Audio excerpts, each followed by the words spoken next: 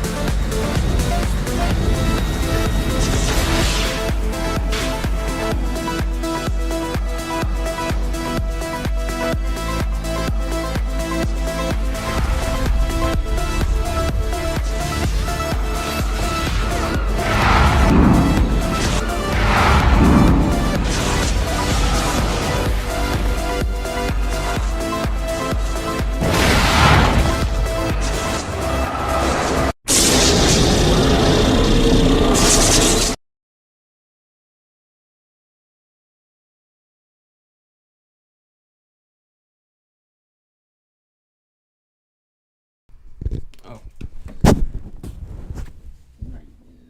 Subscribe to my OnlyFans, where what I'm doing right now, I do the opposite. So I have a problem. I'm kind of obsessed with the show. Hey everybody, welcome back. My name is Sam, or Samurai, as some of you might have come to know me by. Welcome to my Supernatural retrospective. I'm going to tell everybody right now that this is going to be mostly audio, unless you want to sit here and watch me kind of just talk to you, go for it. But if you want to sit around and like do other stuff while you're listening to me talk, that works too. Either way, I'm here for it. Thank you for watching. And let's get into this. So what is Supernatural? Saving people, hunting things, the family business, you know?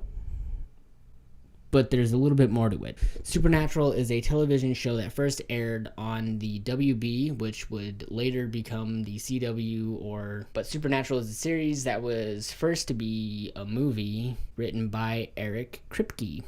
Supernatural did not become a movie, obviously. It became a 15-season long show with 327 episodes.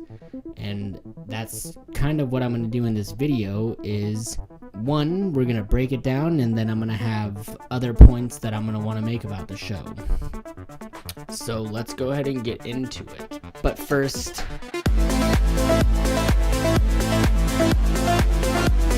before we jump into the first season, let me first get y'all familiar with the world of Supernatural and hunting supernatural things. Up and away, Webb! See, in Supernatural, any monster, creature, angel, demon, god, deity, whatever, you name it, it probably exists in Supernatural, and there's very few things that exist in Supernatural, and you'll sort of see what I mean as we go on through the seasons. So, but yeah, it could exist. I wrote down I could exist. If you think it probably might exist, it probably does, and the show just hasn't gotten to it yet. So all of those things that I mentioned, hunters take care of them, and that's where Sam and Dean come into the picture. But what do hunters do? Well, hunters live a sort of secret life. They go on the road posing as FBI agents, Homeland Security, park rangers, whatever they need to do to get the job done. And like I said, Sam and Dean are hunters, so we're going to be seeing a lot of that. I'm going to mention it now because I'm not going to mention it as much as it goes on because... Anyway, who are Sam and Dean? Well, Sam and Dean are brothers, with Dean being the oldest and being the sort of action hero stereotype type of guy. Saying one-liners, being a soldier. He's really down for the hunter life, whereas Sam is different. He's more focused on a life outside of what he's being raised in.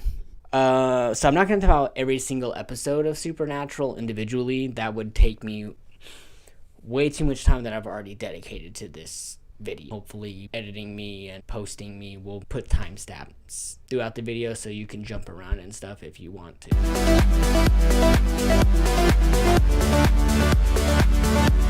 It's a pretty strong opening episode for this show, not gonna lie.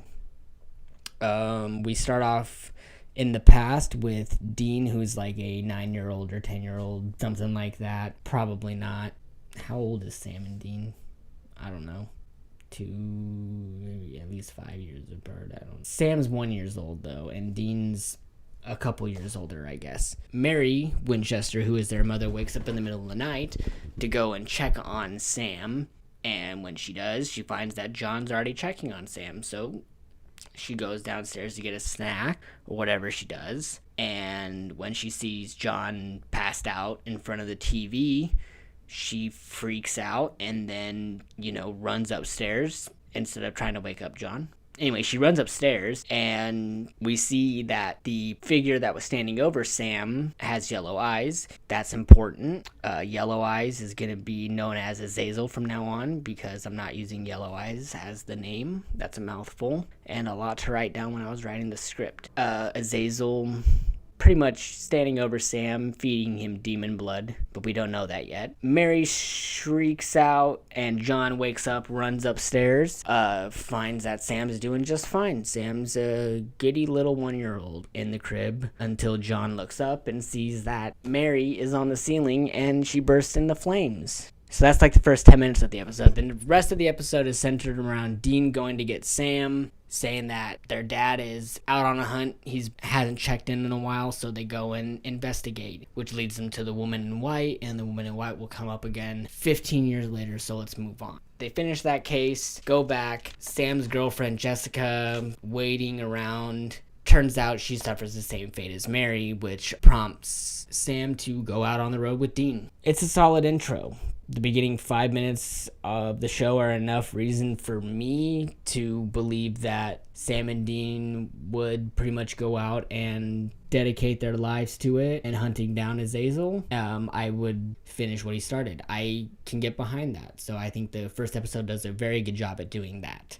Now, throughout the season, we're going to see a lot of similarities to the X-Files, and this show knows that already and plays into it. But what this season does plan out very well, that would be a big focal point, is the Monster of the Week situation. In early seasons, most episodes would feature Sam and Dean going to a new town across America, meeting the latest hot girl that they're going to save, and yeah, that's about it. Usually Dean is the one macking on the girl while Sam is being Sam and researching and stuff. Unless the girl is into that, then usually Sam gets the girl. The show's kind of progressed a little bit further from these days.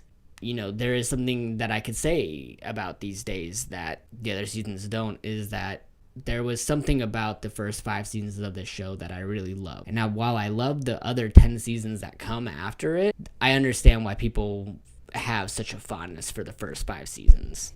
But with the Monster of the Week formula, we'll deal with people like vampires, hookmen, scarecrows, Bloody Mary, shapeshifters, and even Wendigos, which are a personal favorite of mine because of a game called Until Dawn. If you haven't played it, play it. Apart from random plugs aside for shit that doesn't matter. We also have episodes like Dead of the Water, where there's a bias in me where if there's a guest star that was an actor or actress from Buffy the Vampire Slayer, that's already going to be a notable episode for me. And in season 1, episode 3, Dead of the Water, we have Amy Acker, who was who was pretty much like my second crush on television, who played Fred in Angel. But yeah, moving on, we have Nightmare, which is another episode. Just because I'm a fan of Brendan Fletcher, who plays a kid with telekinetic powers. Oh yeah, I should probably mention that Sam does have visions in season 1 that'll eventually lead to other stuff in season 2, but we're not there yet. But yeah, Sam's having visions. Why? Because of the demon blood. That's why. But what's interesting about Brendan Fletcher's character is that he also has a connection to the yellow-eyed demon, which turns out there's a lot of kids that have a connection to the yellow-eyed demon. if it isn't clear, Azazel is sort of the big bad of this season. But he's not the only big bad, because we have minor antagonists like Meg Marsters, a demon who is possessing a blonde pixie cut girl. I want to bring up Meg because there is this idea of possession where the demon is taking over a body. That person is alive, not maybe coherent of what's going on, but is still, soul's still kicking, heart's still kicking. They're very much present in their body, just not in control. I'm going to call out Watch Mojo because they said that. I want to get out of the way right now. But yeah, we meet Meg very early on in the season, but she mostly comes into play and we learn about possession and all that in the last 3 episodes of the season, which are usually the 3 episodes that wrap up this season as a whole. But in earlier seasons, not so much. It's before they got that formula down. But this season does end with Azazel possessing John Winchester, and Sam has to decide to shoot his dad and kill his dad to kill Azazel, or to let his dad live so, he doesn't have to kill his dad. Sam eventually shoots John in the leg. John tries to hold on to Yellow Eyes, but Yellow Eyes does get out. As they're driving John to the hospital, a semi-truck runs them down and crashes their car. And let me tell you, that's how you end a season. All season, we've been tracking down John Winchester, and we finally get it. But it's not the way that shit goes wrong, like really wrong. And it ends on a cliffhanger in such a good way that when the season 2 picks up, the payoff may not feel like it's rewarding, but in a sense of what it sets up for each season end is great. So that's season 1, kind of. I'll get more detailed and stuff as we need to, but let's get into season 2.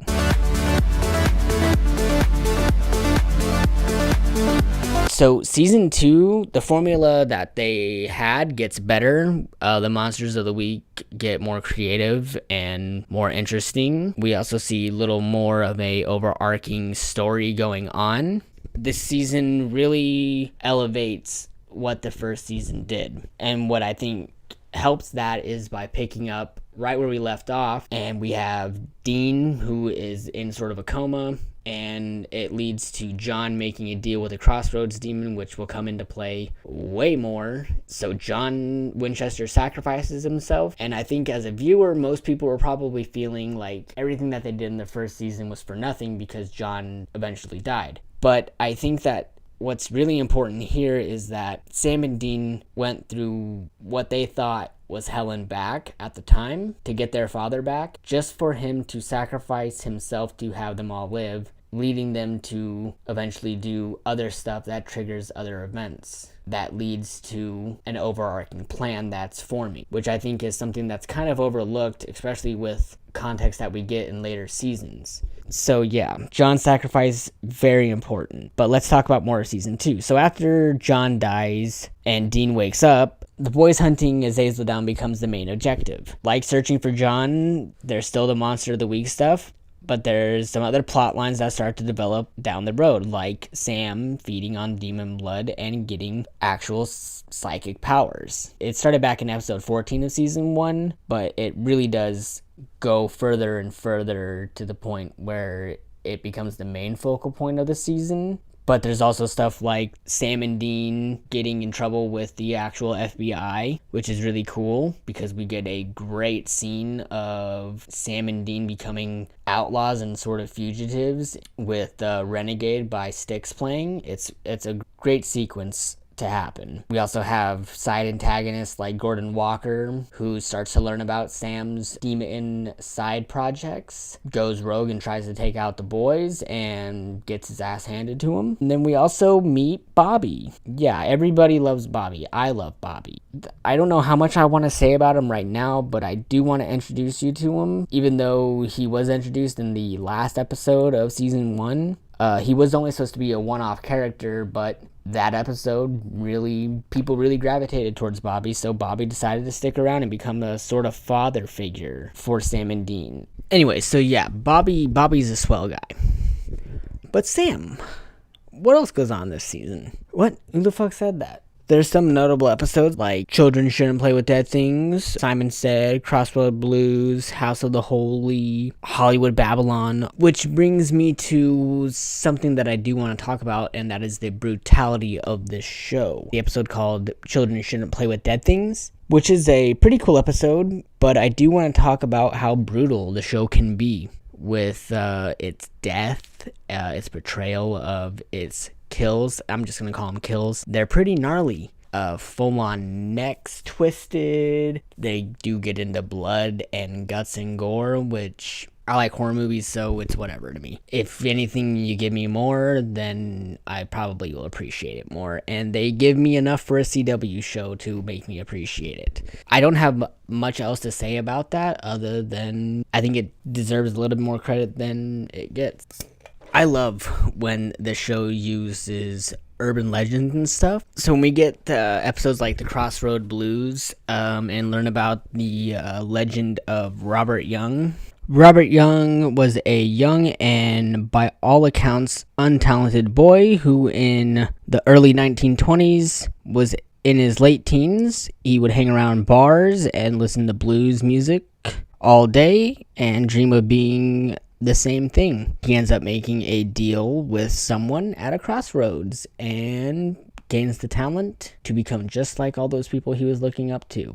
It's stuff like that that really draws me in and makes me want to go learn about people like Robert Young or just any other things that they throw out there. I'm not going to just throw out stuff because I can't remember them all, but chances are I've done at least a little bit of research on a lot of the things that this show has talked about, which not a lot of shows can get me to do that. Hollywood Babylon and the House of the Holy. These are just two episodes that I find interesting. The Hollywood one being set in Hollywood. The whole plot being centered around a horror film being filmed and using real stuff that Sam and Dean have to fight with. That's really cool. And then House of the Holy, which kind of taps into like Christianity and stuff for the first time almost, which ends up becoming a big thing in the show. So, yeah. Supernatural usually ends in the 3-part story arc episode thing that I mentioned before. In this one, the finale is titled in 2 parts, All Hell Breaks Loose Part 1 and 2, with the first episode sort of building up to it.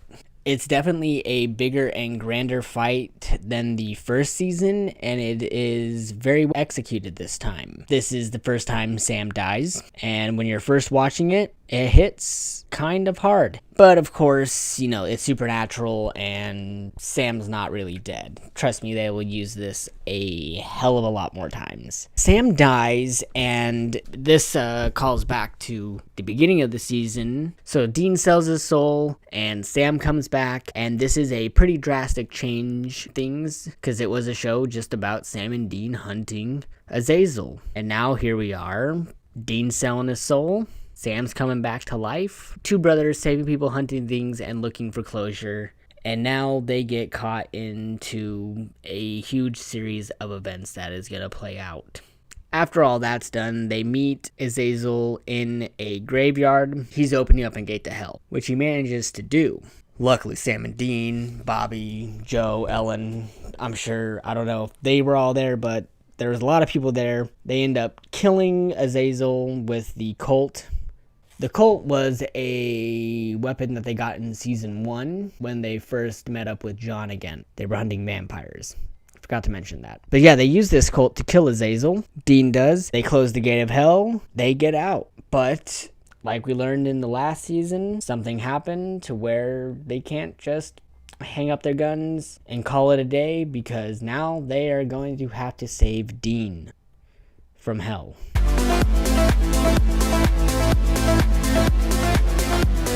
Okay.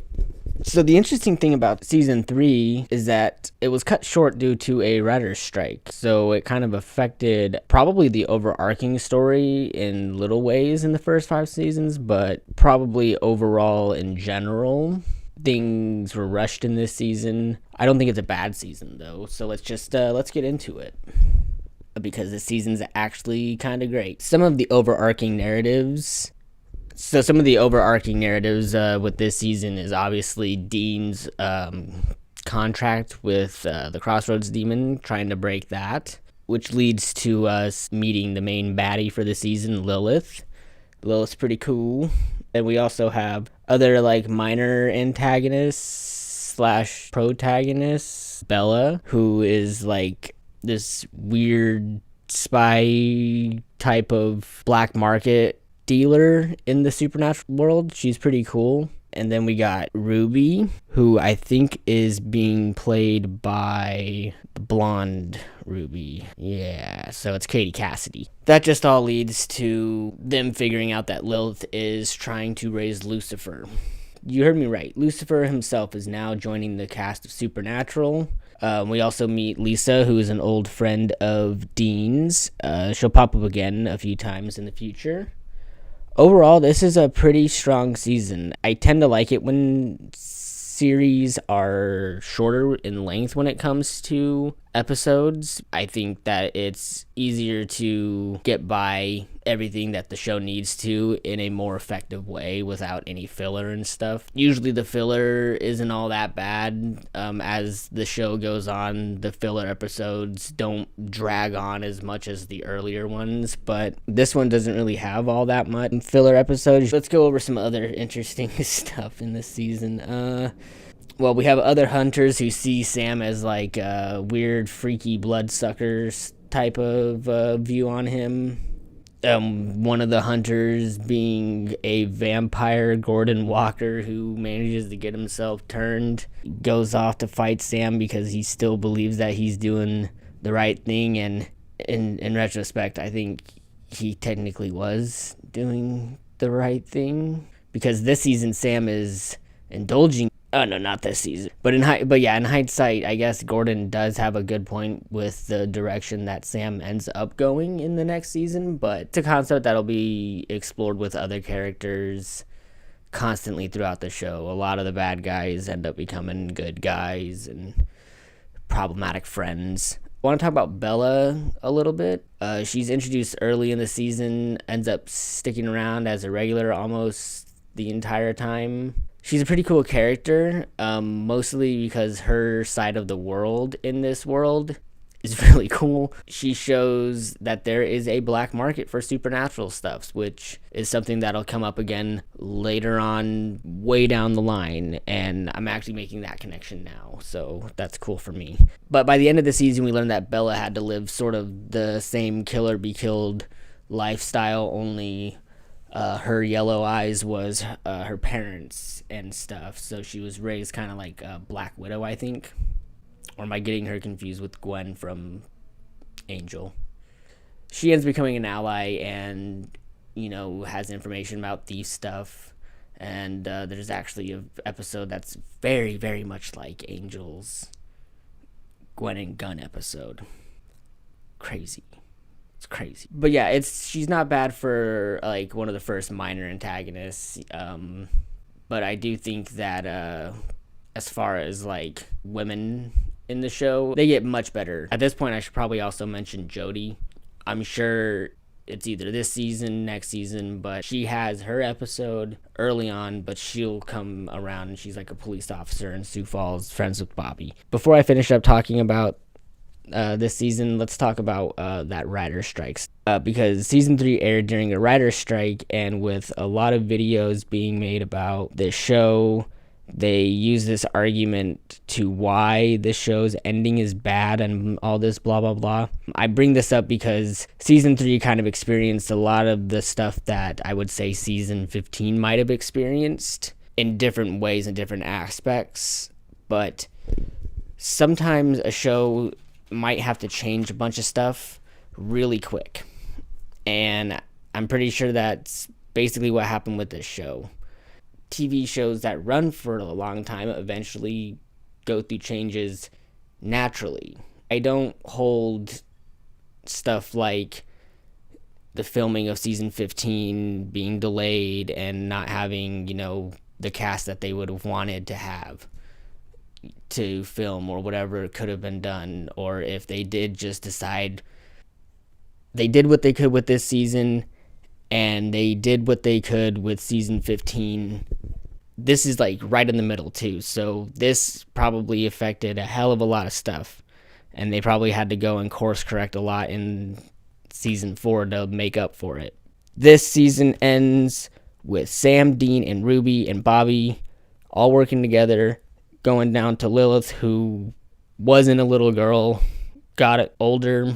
Little girl Lilith was something else. Let me tell you, that little girl was a fucking monster. Yeah, they go to her neighborhood and they fail to stop her, so which is interesting. I said interesting, but it's actually really cool because they fail to stop her. You chalk Sam dying as a failure for Dean, Dean dying as a failure for Sam, and it all has to build up to the climax in season 5, or what would be the climax.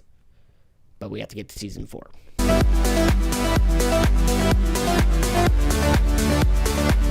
A year has passed, and Dean has been in hell even longer because time works differently and all that other shit. We eventually learn all about Dean's time in hell over the course of the season. Meanwhile, we learn about Sam and Ruby's interesting little relationship that they've got going on. Sam tried everything he could to get Dean back, but he was unsuccessful. So how does this season start? Well, it's touched by an angel, literally. So one of the big plots of this season is introducing angels of the Lord into the world. We got angels now. And the first angel we meet is Castiel. And also, there's not much to say about him, though. No, I'm just kidding. I have plenty to say about him after we finish up this part of the video. Quick rundown is that Cass and Dean share a very special friendship, and Cass is the one that raised Dean out of hell. So a big part of this season tackles Christianity or Catholicism and being raised under those beliefs, and then growing up to not really follow religion as much anymore. The show really grounds Christianity down to every other supernatural element in the show, which I think this is only cool or interesting to think about if you were born and raised Christian. Even though the Christianity stuff becomes the sort of center of attention in this season's plot, there is a lot of the classic stuff, and some of my favorite themes for episodes are in here, like Monster Movie, Chris Angel is a douchebag, After School Special, the monster at the end of the book. Something about these episodes, though, is that they kind of feel like they pop up out of nowhere. Like, there's some episodes in the previous seasons, but these ones are like Movie Monster, I mean, says it all. There's a series of murders going on, and they're all based off of the classic Universal Studios monster characters. And the episode's also filmed in black and white and has intro credits that are like a 1930s film. It's fantastic. In Chris Angel is a douchebag, we get some Vegas-style magicians as the central point for the episode. And because magic is real, you know, these magicians end up doing real magic, and it's really cool.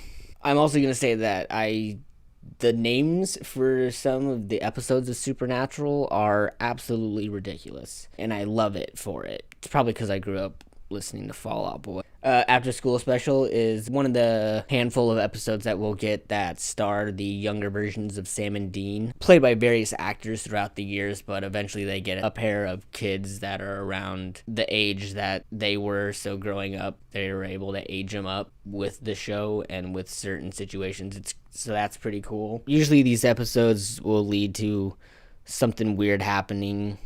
There's a few of them down the line that I particularly like, involving imaginary friends. The other episode that I did mention was Monster at the End of the Book. This is what I'm talking about when I say meta.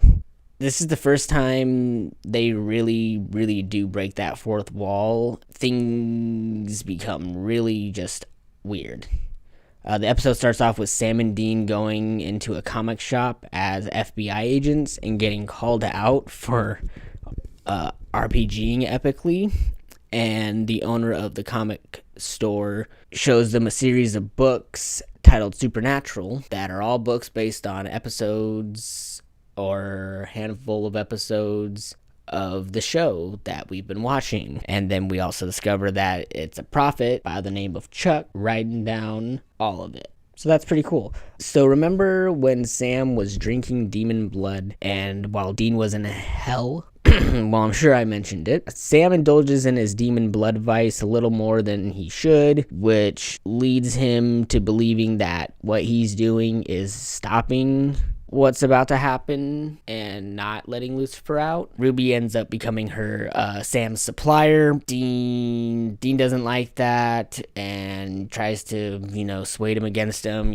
Dean's got Bobby's help, but they end up breaking all of the 66 seals, or I think 666 seals. That's why this season, takes so long. And that's why it's also taken so long for Lucifer to actually do all this, because by the time this plan was in motion, there was 666 throughout the world, and they're not easy to break, I guess. We finally get down to them, almost as if it's a destiny or a prophecy. That sounds kind of fishy, because we just got a prophet introduced into our story. But they also explain God as being like sort of out to lunch, went to go get cigarettes and never came home, as God does. This leads to Sam falling into that huge trap and releasing Lucifer from hell, because the last seal is killing Lilith, which Sam and Dean thought was a good thing, and Sam definitely thought it was a good thing. That's why he kept on doing the demon blood. It's a very interesting presentation of Lucifer and the background to Lucifer. It's important that I go through each season and point out the stuff that I want to, because what I mostly want to do with this video is just get across that I like this show. If it takes me explaining the entire thing out to go watch and see every actual little detail in the show, because I am leaving out a lot, that's intentional, is because this is a show that's 15 seasons long. It's not going to be something that I'm going to be able to sell someone on instantly. If it takes you a while to get through the show, hey, that's okay, but at least get through the season 5 and get an actual ending to the show, and just don't even think about the other 10 seasons. It's fine. But yeah, Lucifer is now out.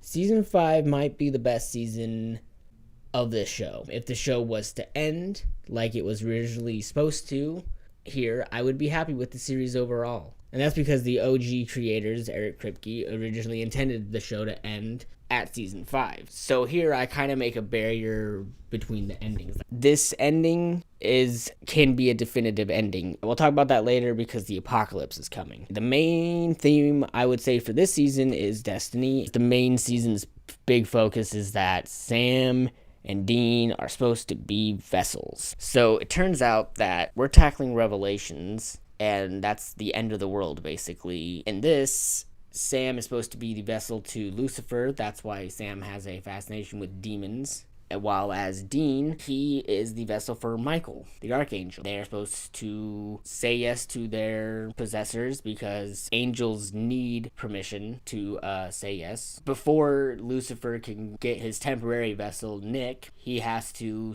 manipulate to get Nick to say yes for him to go inside of him, whereas demons can just go in whenever they please.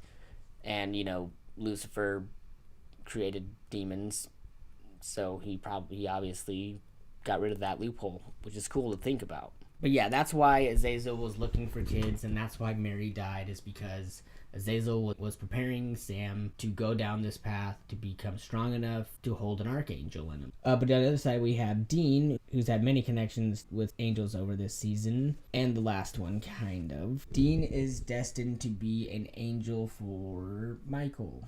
And with Satan Sam and Saint Dean playing their roles, will start the apocalypse on Earth, and the Bible's revelations will happen. And either way, it sounds badass. In fact, I understand why some people wish that this season ended here. So that's where we're supposed to end up, with Sam and Dean playing their roles. But how do we get there? I'm going to sum it up really quickly. Throughout the season, Sam and Dean, and now newly added Castiel and Bobby and other pals, hunt down the 4 horsemen. And by other pals, I mean Joe and Ellen. They run the Roadhouse. I'll eventually talk about their characters, but here's their mention for them in the show. The gang has to hunt down the 4 horsemen of the apocalypse and get their rings. War, famine, pestilence, and my personal favorite is death. Of course, my favorite would be death. Their rings make a door to Lucifer's cage that G-Man trapped him in. So that's kind of what they want to do instead of the world ending. But what we will come to learn is that choices that they do will affect the world greatly. Lucifer used the 7 deadly sins to corrupt humans. They make it easier for the horsemen to do their jobs. I also did mention that this is all just my opinion of the show.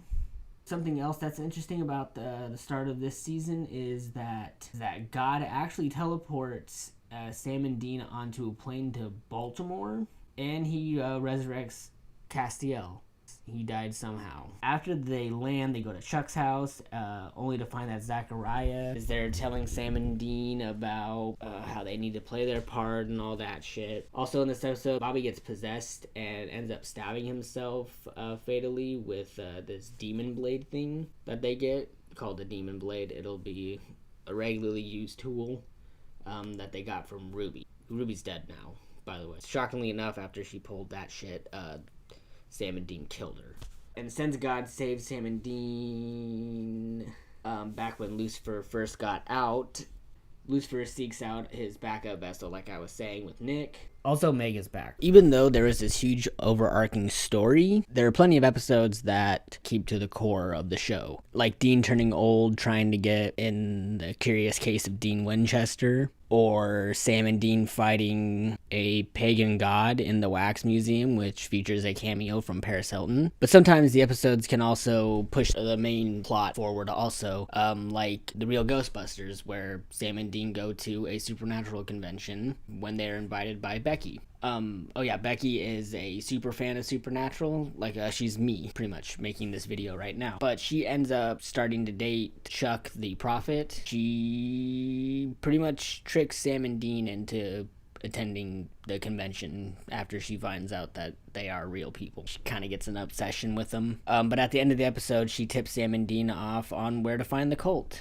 Turns out a demon has it. And that demon is motherfucking Crowley. So Crowley is one of my favorite characters in this show. Crowley is the big boss of the Crossroad Demons, and he is great. He's played by Mark Shepard, and he is phenomenal in this role. He knows how to eat up scenery. But yeah, Crowley gives the Winchesters the cult to go and kill Lucifer, but it doesn't work, and eventually Crowley will become a regular on the show. Sam and Dean getting the cult back sends them off to try and kill Lucifer. To help with that, they get Ellen and Joe to help out with their efforts. Not only does Joe and Ellen sacrifice themselves so Sam and Dean can get their shot at shooting the devil, but they kind of sacrifice themselves for nothing because it doesn't work. But yeah, I don't really have an issue with that. I just kind of wish that they did get brought up more in later seasons as much as other of the older characters do. Oh shit. It says right here that I forgot to write about the Trickster. So the Trickster first appeared in season 2 in an episode called Tall Tales. He had the brothers stumped on a case at a college, but even when they kill the Trickster at the end of that episode, in season 3 it's revealed in the episode The Mystery Spot that the Trickster wasn't really dead at all, and he's just out and around. There's also an episode in season 3 called The Mystery Spot where the Trickster makes Sam relive Dean's death over and over again, and Dean relive his death over and over again. It's kind of a funny episode. But yeah, in this season, he is revealed to be the Archangel Gabriel. He also dies in the episode The Hammer of Gods, which is a cool episode that shows us that all kinds of gods exist in this world, from Norse mythology to Greek mythology, other mythology. Like I said, if it exists, it exists probably. I don't know why I keep trying to explain every little thing that happens in this show, so let's just get to the end of it, okay? So yeah, Sam, Dean, and Cass and Bobby work up a plan to lock Lucy back up in his cage. To do this, Sam says yes to Lucifer and goes to face Michael using Adam as his vessel. Fuck. I forgot about Adam. So Adam is the half-brother of the Winchesters who dies before we even really meet him and gets resurrected to be the vessel for Michael after Dean continuously turns down the angels. So yeah, Lucifer in Sam's body meets Michael in Adam's body. It's also revealed that Dean is Michael's sword, which if you know about St. Michael the Archangel, he has There's St. Michael's sword. I don't remember a whole lot about it, but I dressed up as him for Christmas one year for Halloween. So Michael and Lucy are meeting in a cemetery. They're talking, shooting the shit, and then we hear an engine rev. And then Rock of Ages by Def Leppard starts playing, and the Impala rolls up to interrupt the apocalypse. Also, the cemetery is in Lawrence, Kansas, their hometown. I don't know if I mentioned that before, but anyways. Lucy and Mikey are talking. Lucy's trying to convince Michael to follow his plan and walk away from God. There's a lot of cool things he says to hear knowing where the show goes. But yeah, Dean shows up to try and talk to Sam. Michael tells him to fuck off, basically, but Dean doesn't. So Cass goes, hey, ass butt, and throws a Molotov cocktail at him. Lucy goes, and Castiel goes, push. He's done for now. Bobby shoots Lucy. Lucy snaps Bobby's neck, and then he starts to beat up Dean while Dean tries to talk to Sam, and eventually Sam breaks through Lucifer's control and is able to hold control enough to get himself to fall into the cage, but dragging Michael with him. So Michael's now locked in the cage with Lucifer, so is Adam and Sam. But anyways, Cass is brought back and he's fully restored. I don't know if he was disabled at any point before. There's this thing with Castiel where he goes through losing his powers all the time and getting them back, but he's fully restored this time, and he thinks that God was the one to do it. Also, Bobby gets resurrected, and then Chuck, who has been narrating the episode, starts to wrap up an amazing ending for the series if it did end here. But after Cass flies away, Dean says his farewells to Bobby. He goes to Lisa. You remember her? And Lisa invites Dean in. The camera pans out, and then we get another little montage of, as Chuck types into his laptop, the story that is being told right then and there. And then he disappears. And then the last thing we see is Sam standing outside of Lisa's house, and the season ends. Overall, this is definitely one of my favorite seasons. It's definitely my favorite season finale, and it could have probably gone down as probably one of the better season finales of these type of shows. But now we got 10 more seasons to go, so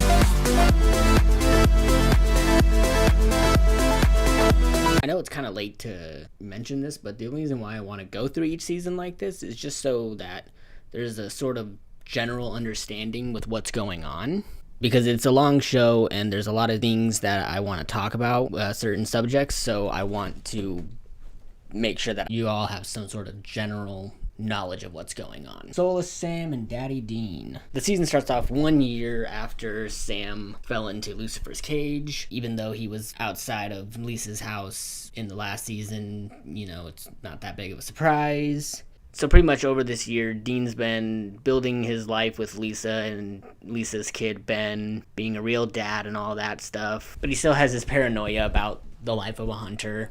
Sam, he's been off doing his own thing. He's hunting with Samuel Campbell, which you would have met in the previous seasons, but this is the first time we're talking about him. Samuel Campbell is Mary Winchester's father, so their grandfather. For some reason, he's back. We found out more of why he's back later. But yeah, Sam has been hunting with the Campbell family.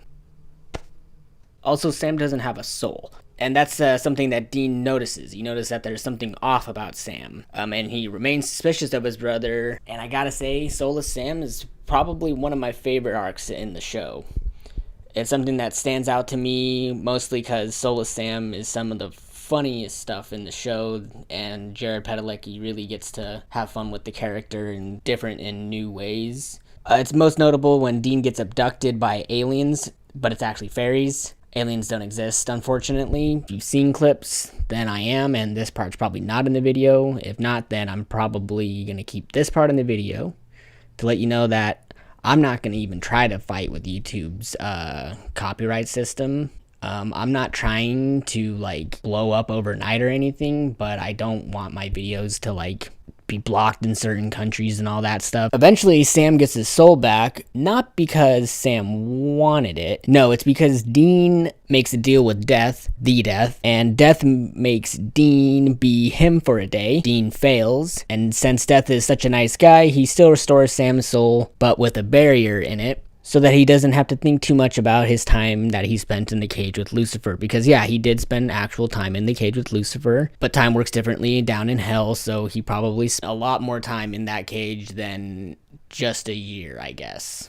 The show continues to have Sam and Dean pick up cases around the United States, with cases like the fairies episode that I mentioned before, hunting vampires that poke fun at Twilight. Something that the show would start to do with this Twilight episode is start to have more pop culture centered episodes. Like Slender Man is going to pop up eventually in the show. So they do start to capitalize off of popular trends. I think that's an interesting... After, I think it was this season that it became to be more modern stuff. There'll be an episode about pop culture, but it'll have, the supernatural twist to it, which I think is another thing that I like about the show, is that there's always some sort of different twist to the creatures and monsters being presented in the show. It's not just face value all the time. Some of them are, though, which is fine. Then Dean talking to animals. The Titanic never sinking because an angel named Balthazar saved the ship because he didn't like the Celine Dion song, which I'm sure hurt Sam. They're cool episodes, and even the Titanic episode introduces characters like Fate, giving actual Fate face and character. It's cool, I think. But we were also introduced to the alpha monsters, the originals of their kind, the first created. We are also introduced to the big bad of the season, the mother of monsters, Eve. The main conflict of this season has a lot to do with souls. Sam getting his soul back. Cass and Crowley sort of heaven and hell fighting against each other for the control of souls in heaven and hell. Souls are powerful. They're very powerful, in fact. They can do a lot of things. They'll use souls to do all kinds of magic stuff in the series. They are pretty interesting, especially with the way that the show presents them. I know it's probably nothing new with how souls are presented, but, what do you want me to say? Bad things about the show? Right. You clicked on the wrong video. Also, Crowley's the king of hell now. Cass wants to get to Eve, so he helps Sam and Dean, but he doesn't tell Sam and Dean that he's also working with Crowley, which is shady. For example, Sam and Dean had to go through a lot to get Bobby out of his contract with Crowley, flying to dig up his bones and threatening to burn him and all that stuff. So yeah, we get a great Castiel-led episode entitled The Man Who Would Be King that follows Cass over the events of the season, only showing his side of things. Also, Crowley dies after he lies about being able to restore Sam's soul. Sam and Dean then team up with Meg, yeah, she's back, and they burn his bones, finish it off. So it may seem like I haven't been really interested in Eve, but like I said, 9 more seasons of this, and Eve is the mother of all monsters, vampires, werewolves, shapeshifters, and that's about it. She ends up not being that tough to take out. Cass does a spell to absorb souls. We'll see this sort of spell used again later on also. Cass does a spell to absorb all the souls that they've been collecting throughout the season, and he defeats Eve, but he eventually loses his mind, and the season ends before we see what he does. Now we have to talk about my least favorite season.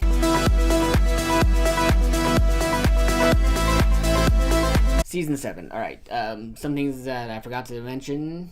Raphael was like a sort of a side antagonist in the last season. Cass kills him. And also, the barrier in Sam's mind has been broken also. Now, Sam remembers everything about the cage. So yeah, let's get into this. LOL by Cass. Cass, with all the souls, goes out into a lake and just dies. And he releases something called Leviathans into the water. More on these dicks later. I really don't have much to say about this season, so I'm gonna do this fast. Sam and Dean gotta fight Leviathans. Leviathans are pretty cool if you read about them, but the way that the show wanted to portray them, not so great. They're pretty much invincible, and they spend most of the season trying to find a way to deal with them. Nothing new. Bobby dies. Dick Roman kills him, who's the main Leviathan bad guy. Sam starts to have hallucinations about Lucifer. That becomes a big thing. We also meet Charlie, and I wrote down here, for some reason, I'm downplaying her. But that's mostly just because when Charlie first starts off in the show, she's very, very forced nerdy. I think that the writers were trying really to force a lot of the nerd talk that she has because she's supposed to be a nerd. It's kind of like how they made Kevin a very characterized version of an Asian student in college. It's ridiculous. But Charlie's played by Felicia Day, and that's great. Cass comes back, but doesn't remember anything. Goes by the name Emmanuel. Eventually, though, he'll start going by Cass again, and he will take on Sam's pain. And by that, the memories of Lucifer and all that in the cage. And Sam's been seeing Lucy around, and now Cass is. And Meg is watching over him in a hospital. It's funny, though, because Cass and Meg's relationship is kind of sweet. And weird. Speaking of Kevin, we also meet Kevin this season. Like I said, Kevin Tran is when he's first introduced in the show, there was a checklist that they checked off. Obsessed with his grades in college. Plays the violin or the cello or something. Has like timers and stuff. It was like, and the mom and Mrs. Tran is just as bad. Eventually, though, they tone it down, and Kevin helped Sam and Dee read the Words of God tablets that explain God's way of making certain things. Like we have the angel tablet and the demon tablet. This is how they're able to figure out how to fight the Leviathans. And Dick Roman's plan with the Leviathans is to manufacture people because they like to eat people, and it's a whole Soylent Green situation. And Sam, Dean, and Cass and Meg all go and attack the big evil food processing company and give... What the fuck did I write down? And give Dick some neck and stab Dick with the magic... Sure, there's an innuendo that I was trying to write in that sentence, but I don't think I got it out right. Anyways, they kill Dick Roman, and he like explodes and sends Dean and Cass into purgatory, leaving Sam alone this time. Like alone, because not even Bobby's around. So Sam's just all by himself. It's a pretty good ending to an average season, though. At this point, having cliffhangers like Dean getting trapped in purgatory is more interesting than Dean dying or Sam dying and wondering how they're going to get back. Eventually, watching the show, found myself to not get mad at fake out deaths throughout the show. Instead, embracing them. You get to a certain point in the show where you either will just really just start to accept that this is how things go and it's normal, or you just won't be able to look past it and it'll annoy you every single time. But yep, that's season 7.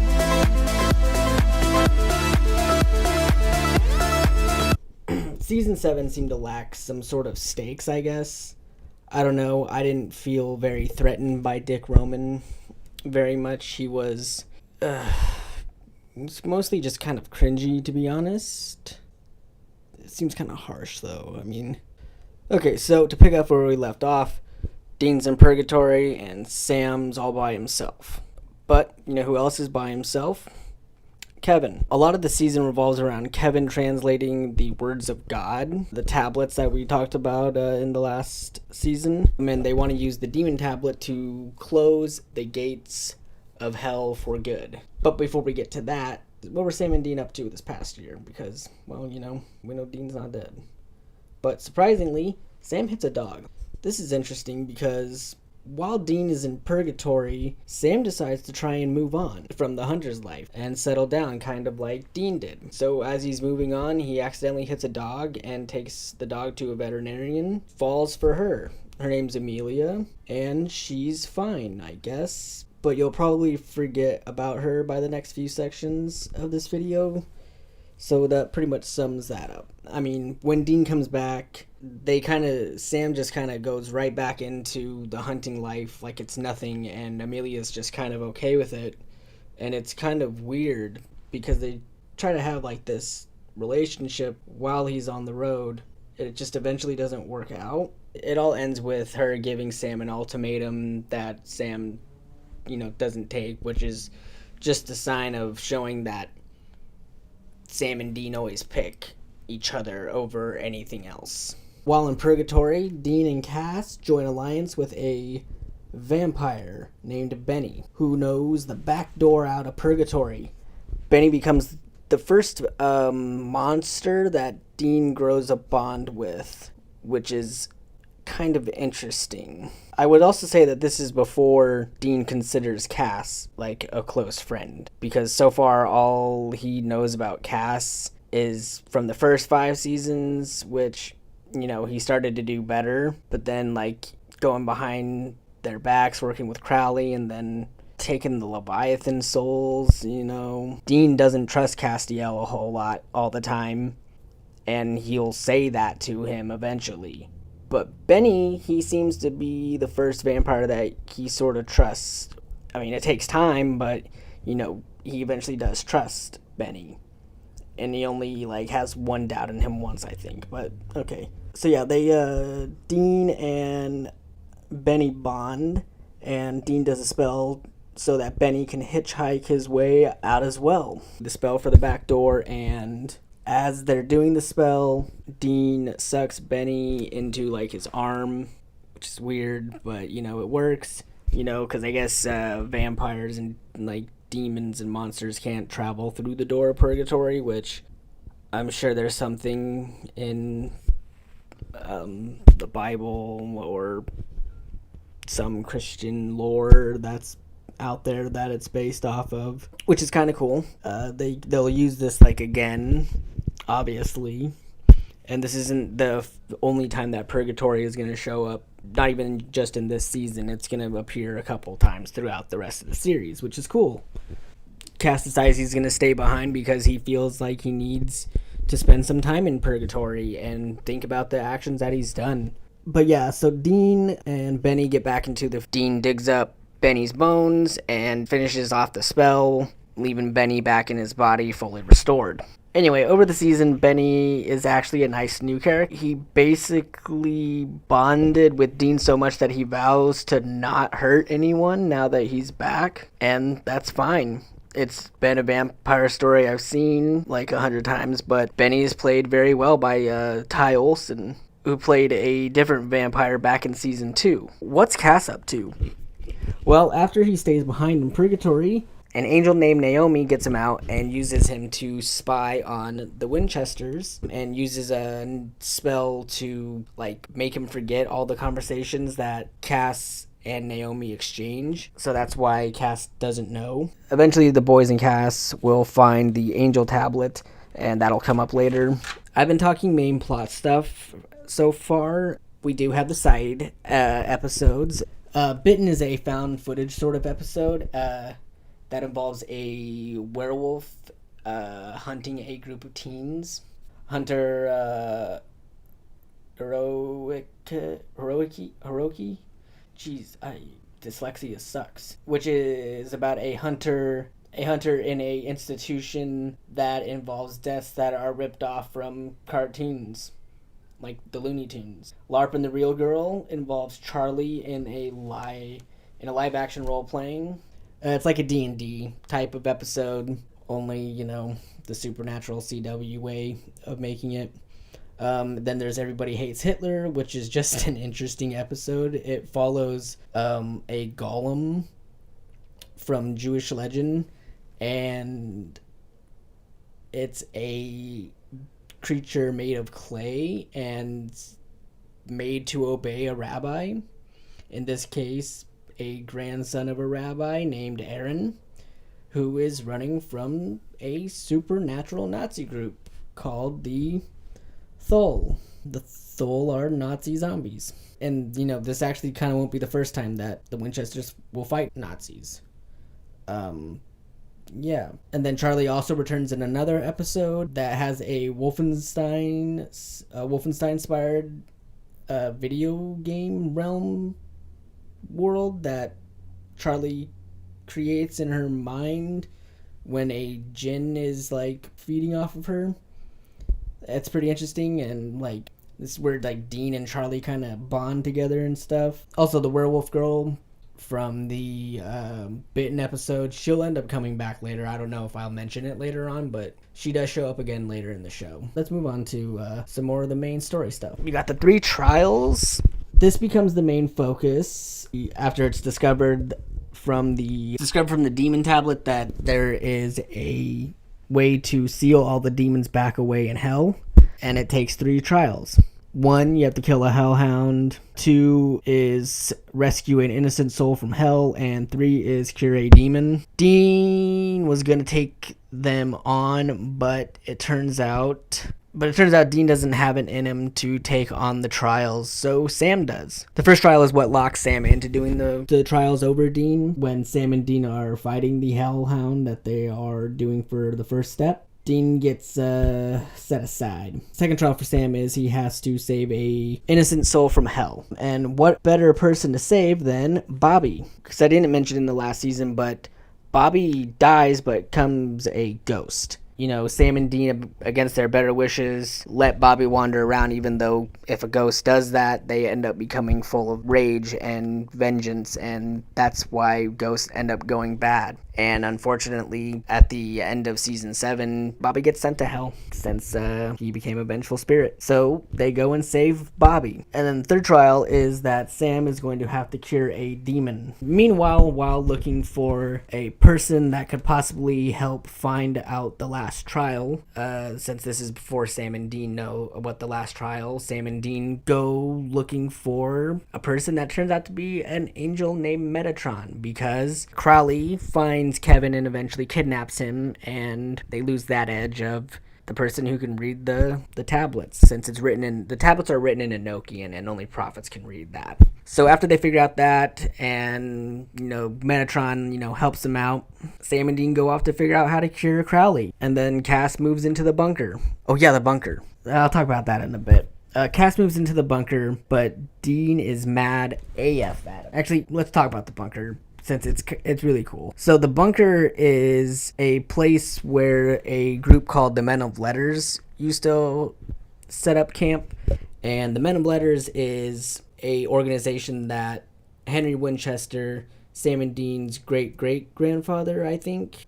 And yeah, so they have this bunker that's in Lawrence, Kansas, that Sam and Dean find and make it their home. It leads to a lot of episodes coming from this bunker, since it's been abandoned for 50 plus years or 100 plus years. I don't know how long. I'm not good with when it comes to years and time and math and all that stuff, but it's the worst form of math for me. The Men of Letters are really cool. They're interesting, and Sam and Dean are legacies of them, and so therefore they're allowed to stay in the bunker. The bunker's warded from just about everything. Nothing can get in there. Resources upon resources. It's a pretty cool place. Anyway, back to the trials. So Sam and Dean go off to find a demon cure, starting with Abaddon. Who's Abaddon? Well, Abaddon is a knight of hell. She's been going at it with Crowley over the, throne as the king of hell, or queen of hell. They decide that they are going to try and cure her because, Crowley's being difficult, being the king of hell. He's actively going against the Winchesters. Right now, he is. So yeah, but, they get Abaddon strapped down, ready to start curing, because this is where that bunker thing comes into play. They find a set of film that was recorded back when Henry Winchester was in the bunker, where they cure a demon, and it's successful. Only Abaddon gets away. So good one, Dean. It seems like I mock the show a lot, and it might seem like but I don't have problems with the show. I find it mostly just humorous. So after Abaddon escapes, Crowley calls the boys. So Crowley calls the boys, and I started calling them the boys because I started watching the show The Boys when I was writing this part of the script. I've been working on this a long time.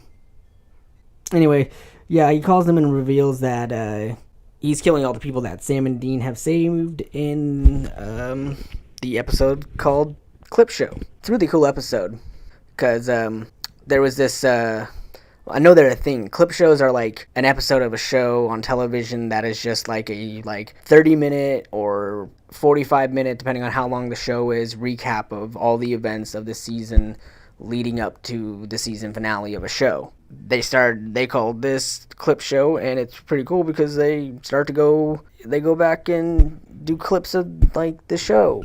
It's meta. The show's super meta. Dean wants to focus on the trials, but Sam wants to stop Crowley. Dean eventually realizes that they don't really have a demon. They have to kind of play by Crowley's rules. They eventually learn that all the demons are now being kept in hell so that Sam and Dean can't grab another demon to, do the cure on. And meanwhile, Crowley's going out throwing hex bags at everyone, like an old damsel in distress named Sarah from way back. I'm pretty sure I didn't mention her, but yeah, she's from all the way back in season 1, one of the first short flings that Sam has. It was one episode. They fail to save her, and since they can't get another demon, they call up Crowley and they surrender just in time to save Jody. They meet with Crowley and they use magic handcuffs to bind Crowley and trap him. Crowley has gotten a little bit more powerful. I kind of downplayed him when I was, describing him and Abaddon's feud. But yeah, since he became the King of Hell, he has developed some more powers. How? Who knows? Who cares? He's just getting powerfuler. More powerful. They trap him and they decide that they're just going to cure him. And as they're about to start, Cass shows up because while Sam and Dean have been out, Cass has been hanging out with Metatron, who has been guiding Cass through trials on closing the pearly gates too. So the angels can work out their issues. Metatron manipulates Cass, basically. Once Heaven learns that Cass is with Metatron, they swoop Metatron up and extract the knowledge from his mind. Because at the start of the season, Crowley does this thing to get info on the demon tablet. So Cass goes to the only persons that he knows that could help him, Sam and Dean. Dean leaves Sammy to cure Crowley and goes off to help Cass finish his trials. Naomi discovers that Metatron was using Cass, shocker, to do something to Heaven, but it's the opposite. It turns out that the trials, Dean and Cass learn that if Sam completes his trial, if Sam completes the trials, that he'll die from Naomi. Naomi tries to warn Cass, but Cass goes to Heaven to get Metatron anyways. Dean convinces Sam to stop, even though Sam is all ready to sacrifice himself just to close the gates of hell. Sam also burned the shit out of Abaddon, but she's smoked out. Yeah. Up in heaven, Metatron kills Naomi and takes Cass's grace. It turns out that the trials that Cass was trying to complete was actually a spell that would cause the angels to lose all their wings and fall to the earth.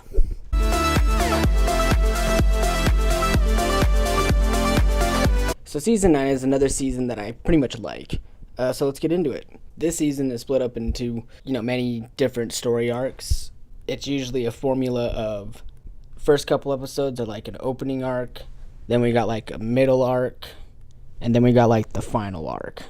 And it's usually like there's like two parts of the story going on. Like with the Winchesters, and then it's usually like Crowley or Cass or the other side of things. So let's start off with the first episode. After the fall of the angels, Sammy gives up the trials and falls into a coma. They spend most of the episode inside of his mind when it comes to Sam's part of things, and he's trying to decide whether or not he should hold on to life. That's always a topic of debate between the Winchesters, is whether or not they should just pack it in when they're actually down. As you've come to know, they don't really stick to that. Inside of his mind, Sammy manifests Dean as his will to live and Bobby as his lack of will, or his more of acceptance of moving on. Meanwhile, Dean is doing everything he can to save his little brother again. He prays to Cass, but Cass isn't home because his grace was removed by Metatron. Dean then sends a prayer out to Angel Radio, which is how the angels communicate. So since Cass can't hear him, another angel named Ezekiel, but not really. Anyway, Zeke convinces Sam to say yes, so he could possess him, and Dean only agrees to this so that Zeke can save and repair Sam's soul on the inside or whatever. Angel things. In reality, though, it's not it. But a big red flag for Zeke is that he doesn't want anybody to know that he's inside of Sam, which is kind of strange. Eventually, Dean and Sam get back to the bunker. Cass eventually joins them, but Zeke doesn't want Cass around because Zeke is an asshole pretty much, so Dean breaks up with Cass again. The show does this thing where they'll try to make Cass fall for anyone else but Dean, but it always doesn't work out. More about the meta letters. I should have talked more about them earlier, but there's a lot to remember when it comes to this stuff. So, the meta letters and their bunker. Oh, wait, I already told you guys about this. This time they use the bunker to hold room for Crowley, who is still locked up.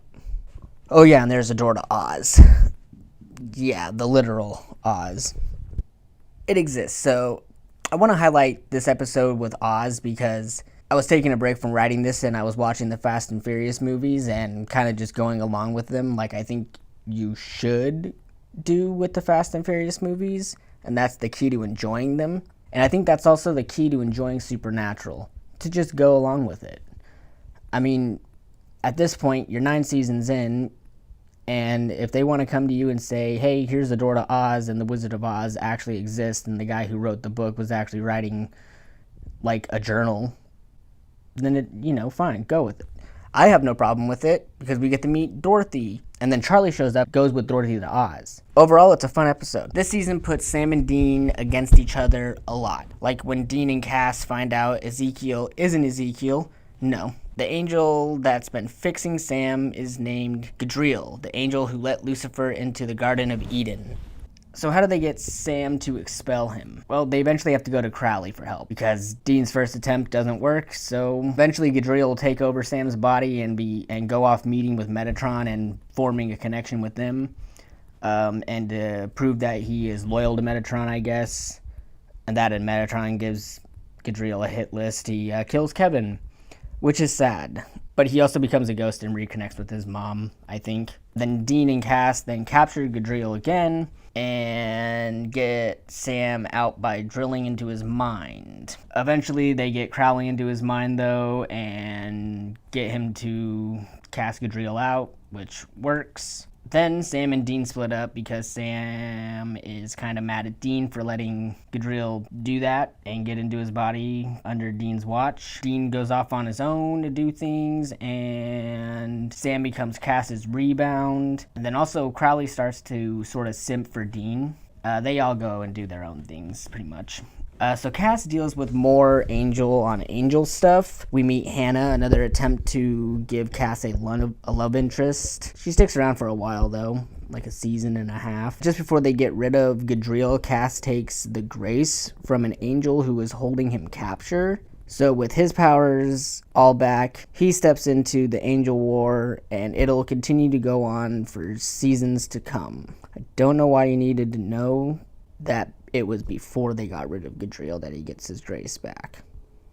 Anyways, the Mark of Cain. So while Dean is out and starts hanging out with Crowley, since Sam is mad at him for letting Gadriel trick him, Crowley tells Dean about a sort of weapon that could potentially kill Abaddon, because if you forgot, she's still the big bad right now for the Winchesters. This leads Dean and Crowley to tracking down Cain, known for killing his brother Abraham in the Bible, but Cain has something called the First Blade. Dean and Crowley find him, and after a bit, Cain decides to give the Mark of Cain to Dean. It's like a mark on his forearm and stuff. I really like the Mark of Cain. It's, Dean takes it on as sort of atonement for what he did to Sam, because it's a huge burden to take, because it's gonna make him all bloodthirsty and like rage and vengeful and wanting to kill things constantly. But he feels like he has to do it because he has to do something in order to make it up for Sam. Eventually, Sam and Dean come to an agreement to hunt together and work together as work partners. And eventually, Cass goes to help unite the angels and find Metatron. Then Crowley gets told to fuck off by Dean, basically. But to fuck off and find the First Blade, pretty much. I probably forgot to mention that Cain only gave Dean the mark and not the blade, so... But Sam and Dean are back together now.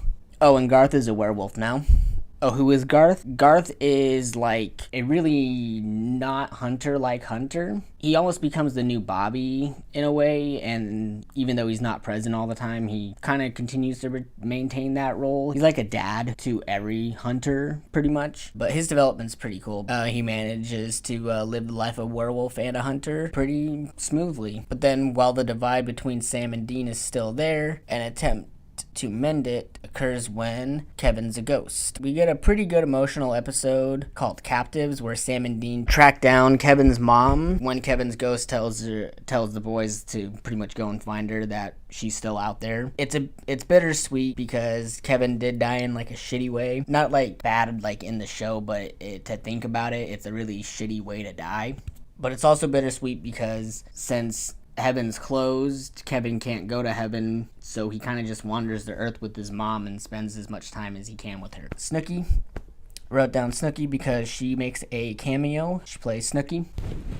And that's it. The first blade. So it turns out Crowley sucks at finding things, because now he's kind of a junkie for blood after all the blood that Sam was injecting into him. So he's kind of just been not doing anything.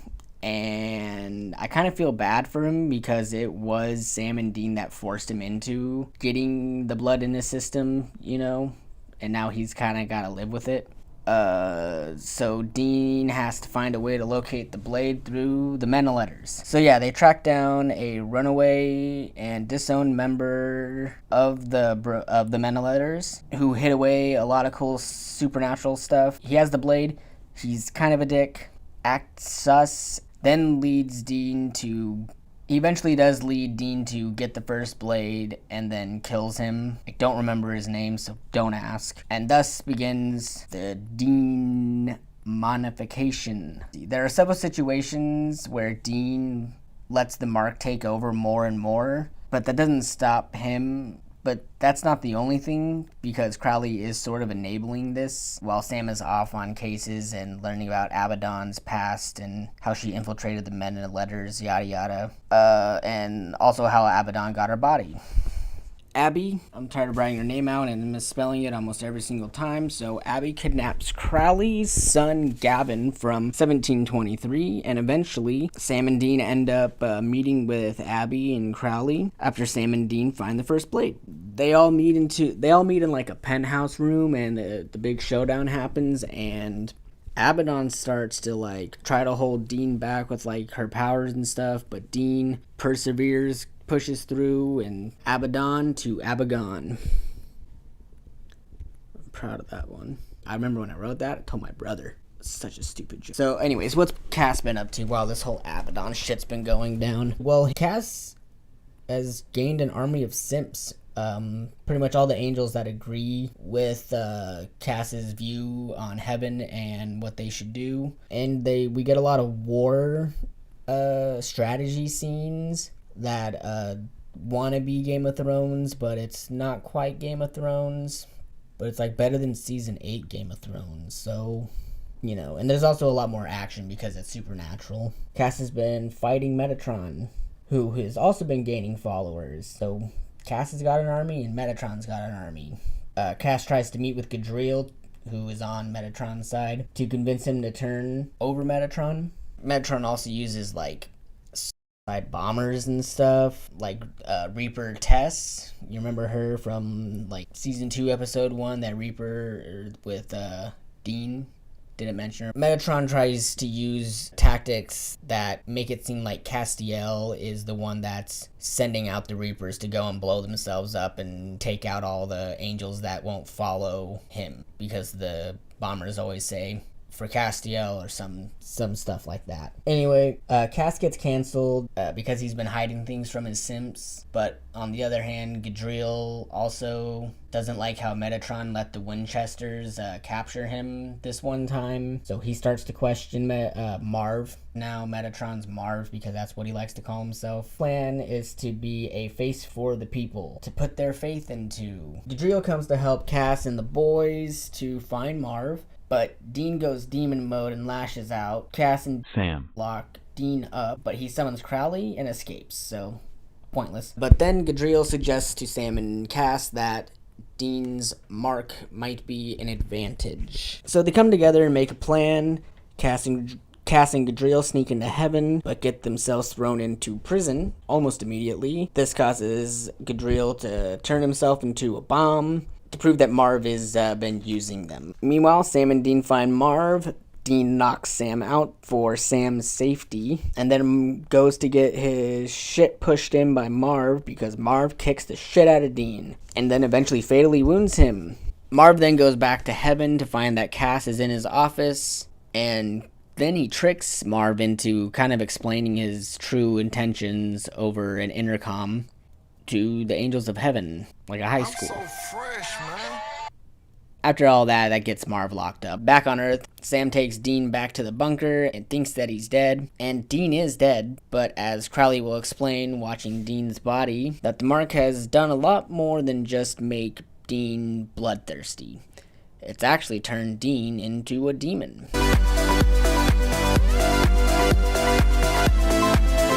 Why do I watch this show? What a question to ask after writing about 9 seasons of it so far. I'm only bringing it up because the last season builds up the mark taking over Dean dying, and then this season resolves Dean's death and being a demon in like the first 3 episodes. But I don't see it as a negative. I mean, it's not like the first time we've been here when it comes to Sam or Dean dying, something happening, and then it being resolved, and then going on like nothing's happened. That's because I watched this show because of the Winchester and Pals. I will elaborate more about this later. We still got 5 seasons, but yeah, it took me a while to realize that why I was watching this show, and it wasn't for wanting to be shocked or surprised by certain plot developments. It's cool to see like stuff be revealed and stuff, but I kind of just like hanging out with the dudes, you know? I like a lot of the villains in the show, and same goes for Demon. So season 9 ends with Dean opening his eyes, and they're now turned black like the demons in the show's eyes have always been black. Probably never mentioned it, but yeah. There's a reason why Yellow Eyes is specifically called Yellow Eyes. So after Dean wakes up, we pick up a few months later, and Dean's gone missing. Sam has been looking for his brother. Also, Sam's arm is in a sling. But yeah, like I said, this whole thing only lasts for like 3 episodes. Sam eventually tracks Dean down, who has been broing around with Crowley, being evil and shit. Sam does the same demon curing thing with Dean, and boom, cured.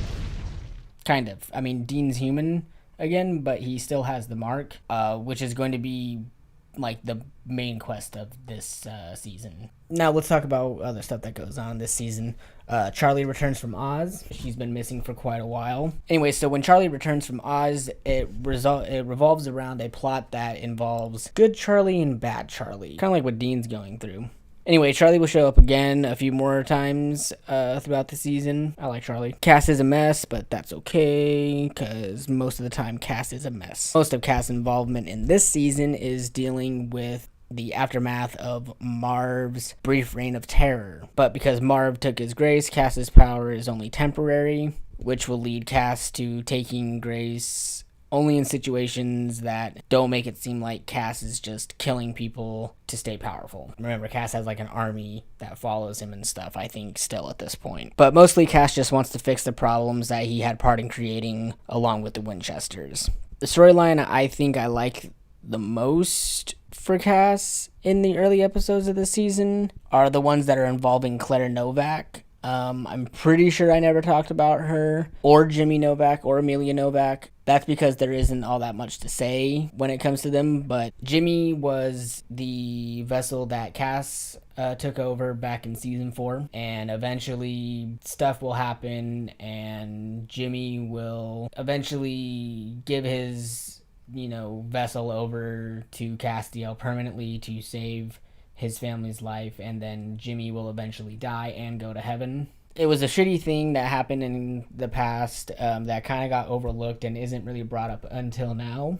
So it's interesting that this is something that they will start to do a little bit more often. They'll go back and address certain situations or previous things that have happened in the show. But Claire will come up again a few more times. After Hannah, Cass's right-hand simp, gets confronted by her vessel's husband, she decides to go back to heaven, and this is what causes Cass to think about his vessel and seek out Claire Novak, who has been kind of in and out of houses and in and out of, like, childcare because her mother disappeared too, along with her father. But they do know about Cass taking over Jimmy's body. She was just really young when it happened, but now she's like a teenager. Cass will eventually help Claire break out of the place that's taking care of her and stuff. He tries to play the part of Jimmy, but it doesn't really work out because Cass is Cass. They eventually hunt down Amelia, Claire's mom, and she's under the spell of a djinn. Well, they do save her, but she does eventually die after this djinn's spell is broken and all that. Claire also has an issue with Dean and his like rageful killing, but yeah. So we are also introduced to another great regular character for this season.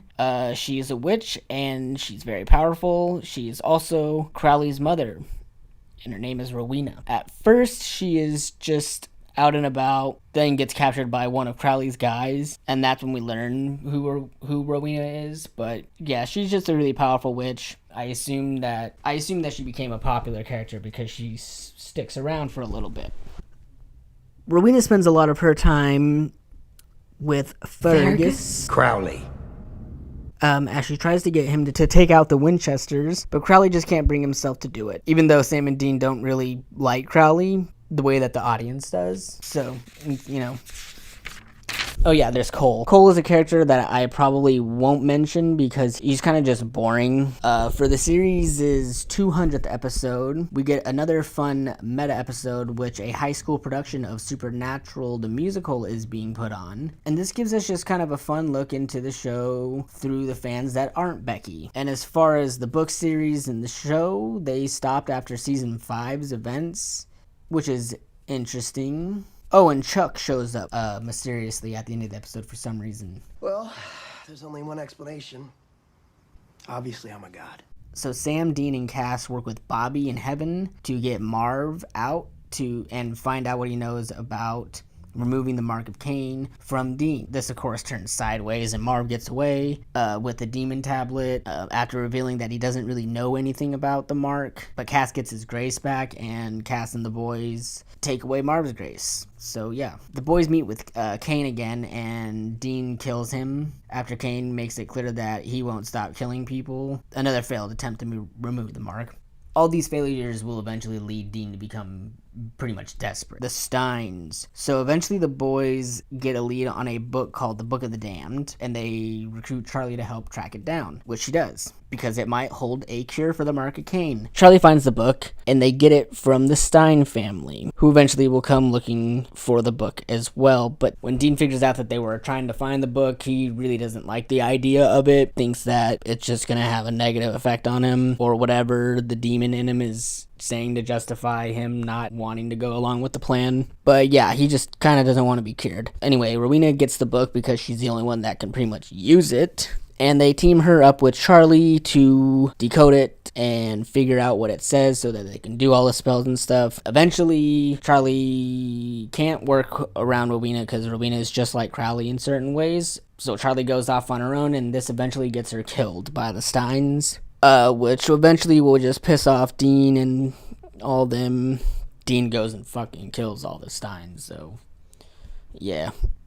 Oh, he also breaks up with Cass again and beats him up. Anyway, after all that stuff, Dean goes off on his own, and while he's on his own, Sam tries to track him down with Cass and Rowena working on putting the spell together to remove the mark of Cain, which it does exist. It's an actual spell. Sam eventually catches on to Dean's trail, and, well, Dean gets another hunter killed by being reckless, and yeah, it's pretty much just showing us that the mark is, like, making Dean, like, not act like the Dean that we've come to know over the past 10 years, pretty much. Dean starts to notice this too, and Dean summons Death because he feels like Death is the only person that can help him because Death helped make the mark. Anyway, he talks it out with Death, shoots the shit. Death offers him a deal to go off on, not even on this planet, maybe on somewhere in the middle of space on an asteroid. He can live on like a little farm like Thanos, because he can't remove the mark unless he transfers it to someone else. And Dean doesn't want to do that, because if the mark gets removed or destroyed, it'll release the darkness. You guess what happens? Also, that whole living in space is kind of a funny thing, because in the fanfic episode, the second act of the musical, which we didn't get to see, involved them going into space. Eventually, Dean takes the deal, but Sam shows up and convinces Dean, hey dude, don't do this. And so Dean kills Death. I'm kind of salty about it, because I really like Death, but I like the replacement too. But while this has been going on, Cass has been working with Crowley to get the spell together, and to do it, it has to do with like, the spell has to do with like Rowena's past and killing someone that she loves, and how she doesn't love anyone, so how could that even work? But turns out she does. There's a guy named Oscar. So anyways, yeah, Dean stabs Death with his scythe, and they go outside, and everything seems well and fine until lightning cracks, and then the darkness consumes Sam and Dean inside of Baby. Also, Rowena steals the Book of the Damned and turns Crowley into like a feral ghoul to play like Fallout. He starts to attack Crowley. Also, Amelia Novak goes to heaven with Jimmy, and also Claire lives with Jody now. And that's season 10.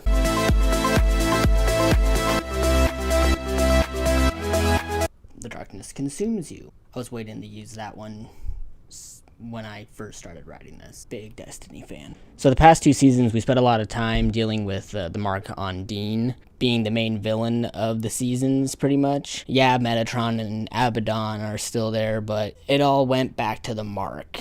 Now that the mark's gone, we have to get an even better villain. The season's opening arc involves the darknesses infection that's infected a town that's nearby wherever Dean and Death were hanging out at. It gets infected by something similar to the Croatoan virus, something that I didn't mention, but it happened back in season 2 or 5. So after the darkness is released, Sam wakes up in Baby and notices that Dean's gone, because Dean has been out with the darkness having a little chit chat and stuff. And this is our first time we see Dean and the darkness's bond that they'll share. So the boys meet a girl named Jenna, who is a police officer, and she's just, trying to figure out what's going on in her town. Eventually they go to a hospital because she gets injured, and that's where they meet a father who has a baby with him. But yeah, the father dies, and the baby is actually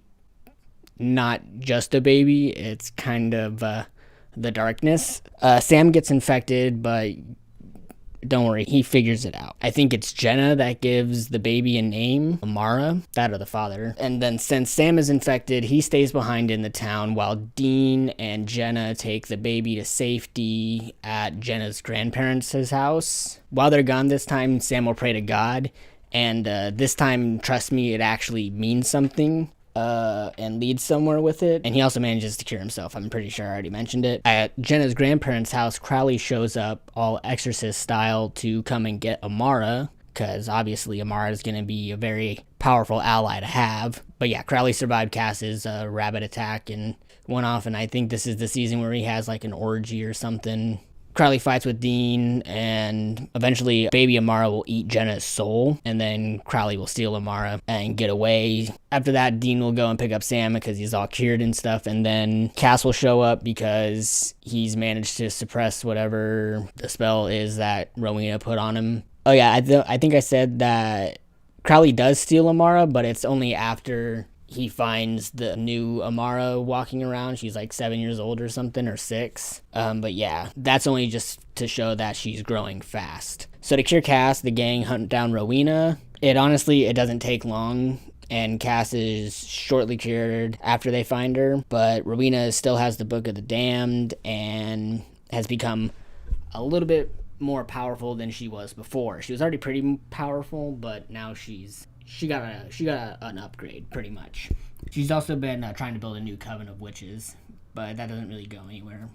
She also escapes the boys after she helps him and all that. We got some cool episodes this season. A one-shot episode from Baby Only. Not one take, but it's like all the camera shots and angles we see from the episode are from the Impala. It's a pretty interesting episode to help, remind the viewers that this car does mean a hell of a lot to the boys. So they kill Ghost and, the ghost of Lizzie Borden,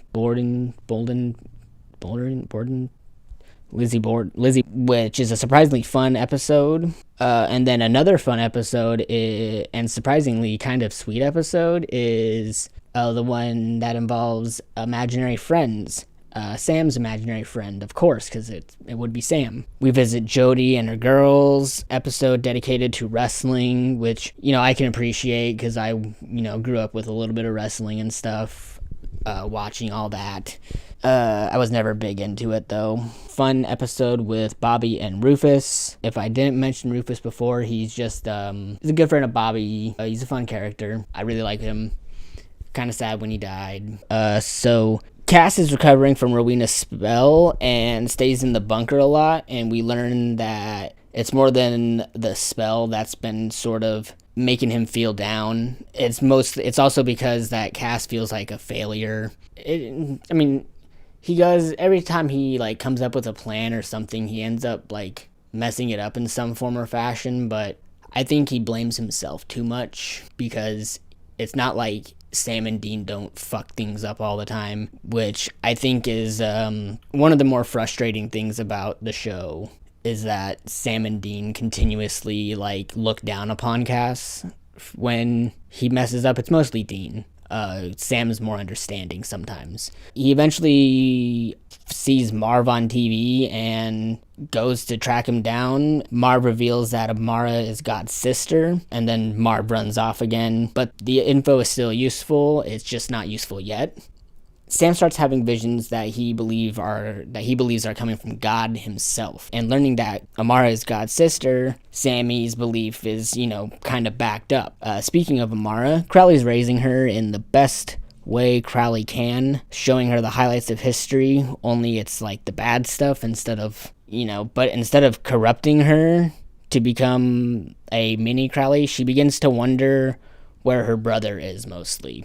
She also likes memes, which I can appreciate, but Crowley wants to use her to restore his power as the king of hell, because with Abaddon coming in and kind of just kicking him while he's down, he needs a little backup. But Amara is a growing goddess, so she becomes much more powerful than him eventually. So when Sam and Dean break into hell to find Amara, Crowley, now of all times, decides to try and kill Dean, but Amara shuts that shit down because, we saw in the first episode and probably other times before this moment, that Dean and Amara have a connection and Amara will protect Dean no matter what.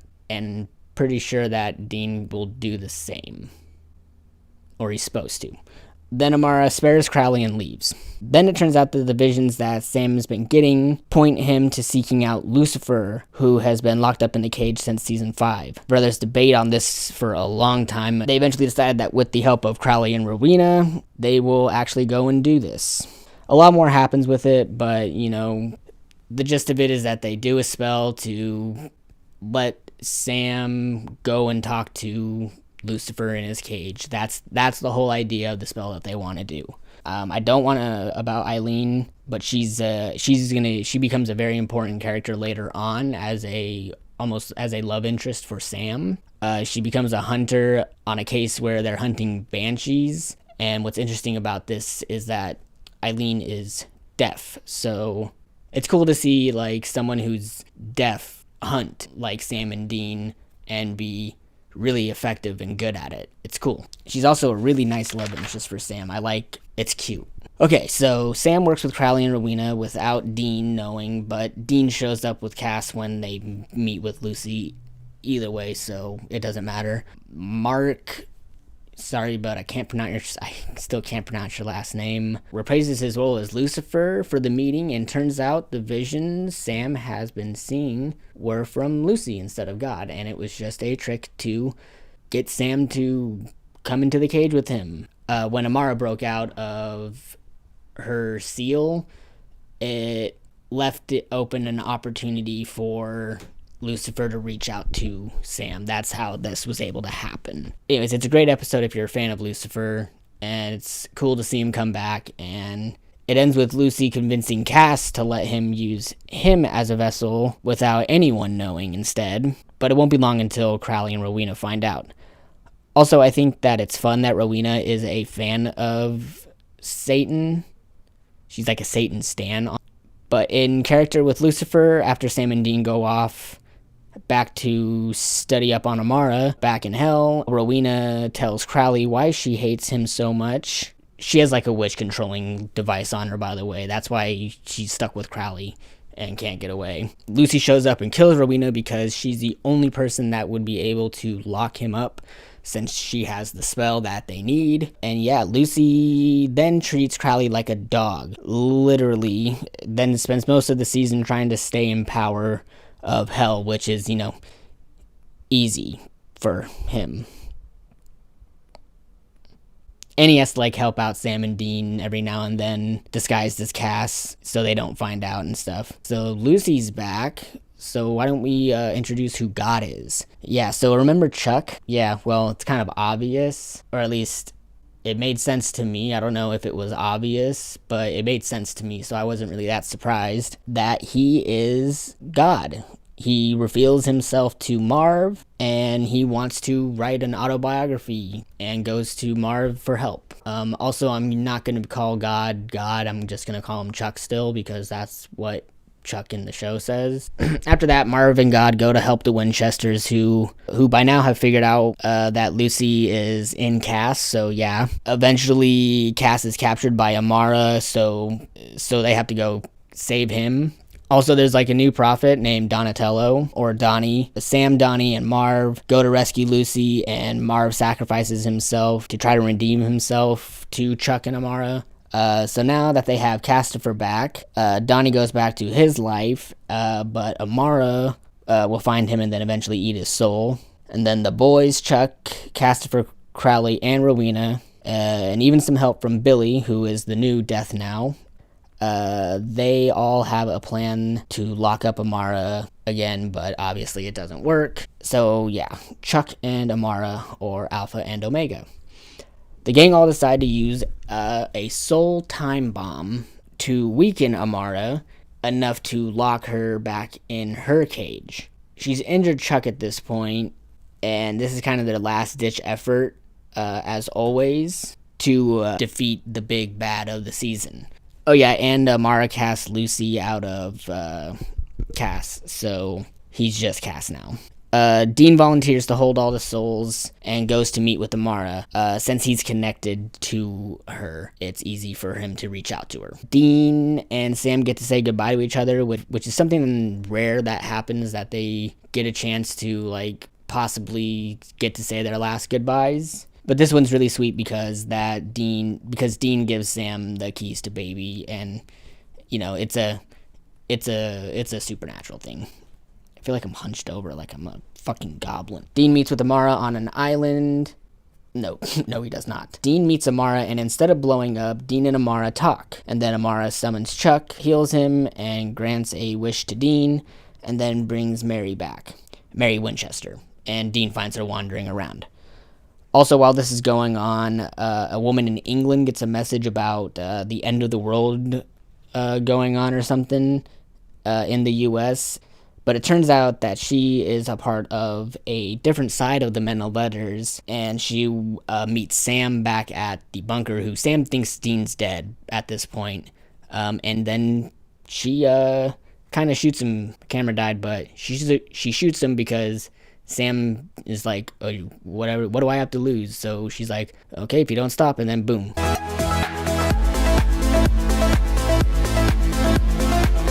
The British invasion.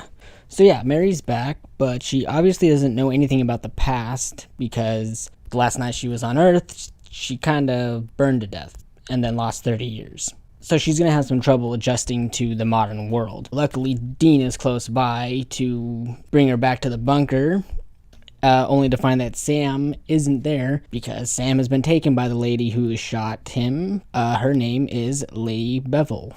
She tries to get information from him because the Winchesters are sort of famous and even internationally now. And the Men of Letters have also reached England, so there's the British Men of Letters, who Lady Bevel is a part of. A little bit more on them later. Lady Bevel tortures Sam, but that's nothing compared to the other torturing that Sam has already gone through. Throughout the opening episodes, we are shown how behind in the world Mary is, but she'll end up finding her way in the world through hunting and all that stuff. So Dean and Mary save Sam, and, they end up meeting Mick of the British Men of Letters. I like Mick. He tries to sort of explain what and who they are and kind of like what they are doing in here, but like I said, more on them later. So Cass was shot out of Lucifer, and he lands miles away from the bunker, and he eventually finds out that Dean is still alive and focuses on trying to find Lucy, who still out and about. But Cass does this as a way of making up for letting Lucifer out in the first place. And Crowley's looking for Lucifer to cage him so that his title of King of Hell isn't challenged. He even finds his mother, Rowena, to help him. But what is Lucy up to? Well, he is the Prince of Darkness, as we all know, and Lucy possesses a rock star by the name of Vince Vincente. This isn't the greatest thing in the world, but thankfully it doesn't take up too much of the season. We'll learn that Lucy just kind of wants to break all of God's stuff and has really no goal in life anymore now that God has run away again and sort of used Lucy to get what he wants. It's kind of understandable, to be honest. But yeah, the gang eventually finds Lucy, and by that time, Lucy's figured out that Vince's fame is a way of getting power to do more destructive things in the world, because with more power. But yeah, he'll eventually burn through Vince's body and will eventually have to go and find a new one. So Lucy is the second main threat of this season. I wouldn't say he's the main, because the British Men of Letters kind of play a big part in the season too. And what's interesting about the Men of Letters is that they aren't really supernatural beings. They are just different versions of hunters. So it's interesting to see how Sam and Dean approach fighting, people that are just like them. There's many parts of this season that mirrors families and having to pick sides, that being the Men of Letters and the Hunters of America, I guess is what we're called. It's a lot of family dynamics that are sort of used throughout this season. For example, the show wastes no time to make Jody and Mary kind of clash with each other, because Jody became sort of the mother figure to Sam and Dean over the years. I'm sitting at a weird angle.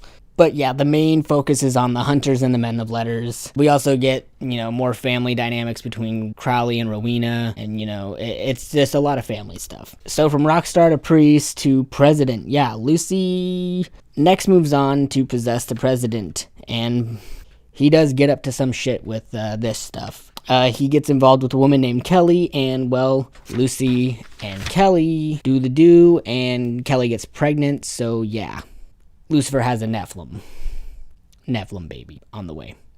The gang tracks down Lucifer, and they jump into action with the plan to cage him, doing a spell that involves an orb that Arthur Ketch is a Men of Letters sort of hitman specialist guy. He gets them an orb that has some sort of ability to weaken Lucifer enough to where Rowena can do a spell to trap him in the cage. The plan works, but the Secret Service end up arresting Sam and Dean because they are attacking the president, even though it is Lucifer in there. Also, Crowley rigged the spell, so Lucy isn't even shot back to his cage. Cass escapes with Kelly, and then she ditches Cass, all while Sam and Dean get locked up for 42 days. We are suddenly reminded of Sam and Dean's criminal past for a little bit, and Sam and Dean are locked away in solitary confinement for 42 days, while Cass and Mary look for them and then try to fill in their roles. Cass realizes that the world needs the Winchesters. This is important because Sam and Dean make a deal with Billy to help them get out, and in return, one of the Winchesters must die. But then Cass kills Billy, but we'll see about that because, While Sam and Dean are locked up, Mary will end up reaching out to the British men of letters and to help retrieve the boys and also clean up the job after, unknowingly though, to the Winchesters. Mary will continue to work with the British men of letters sort of in secret. There's a time when it is still secret and we get a sort of Reservoir Dogs type of episode. It's really fun, and it involves getting the Colt back that Crowley took after the last time we saw it. There's an episode that involves Colt being used to kill the alpha vampire while Mick and Ketch are making their sales pitches to Sam and Dean each to get them to join the revolution that the British men of letters are doing.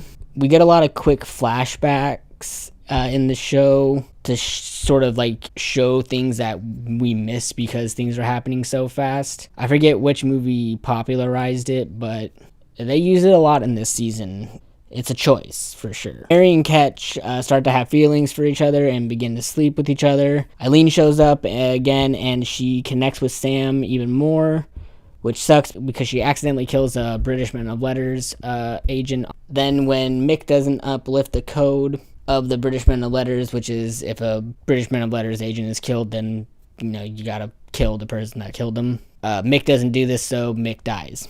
So after Mick dies, the British men of letters become a little more, if you don't help us, you die mentality. So unfortunately, Eileen is a victim to this, and she is killed by Ketch. It sucks even more because she sends like a letter to Sam because she couldn't get access and she was afraid of being like tapped and followed and all that stuff, trying to tip Sam and Dean off before she died. But even though it does come too late, it does tip Sam and Dean off to keep an eye out. Another unfortunate thing is that Mary finds Mick's body, and when she tries to get away, because she's been under the impression that Mick went back to London, not that he's dead, when she tries to get away, she gets brainwashed and Winter Soldiered into working for the British men of letters as the little Winter Soldier from the Captain America movies. So, then they execute Order 66 and they start to kill all the hunters. Sam and Dean find the bugging and trick the listeners into an ambush, and then they kidnap Lady Bevel. But when they get back to the bunker, they get trapped inside for about 20 minutes, but it's cool because Dean uses a grenade launcher to get them out.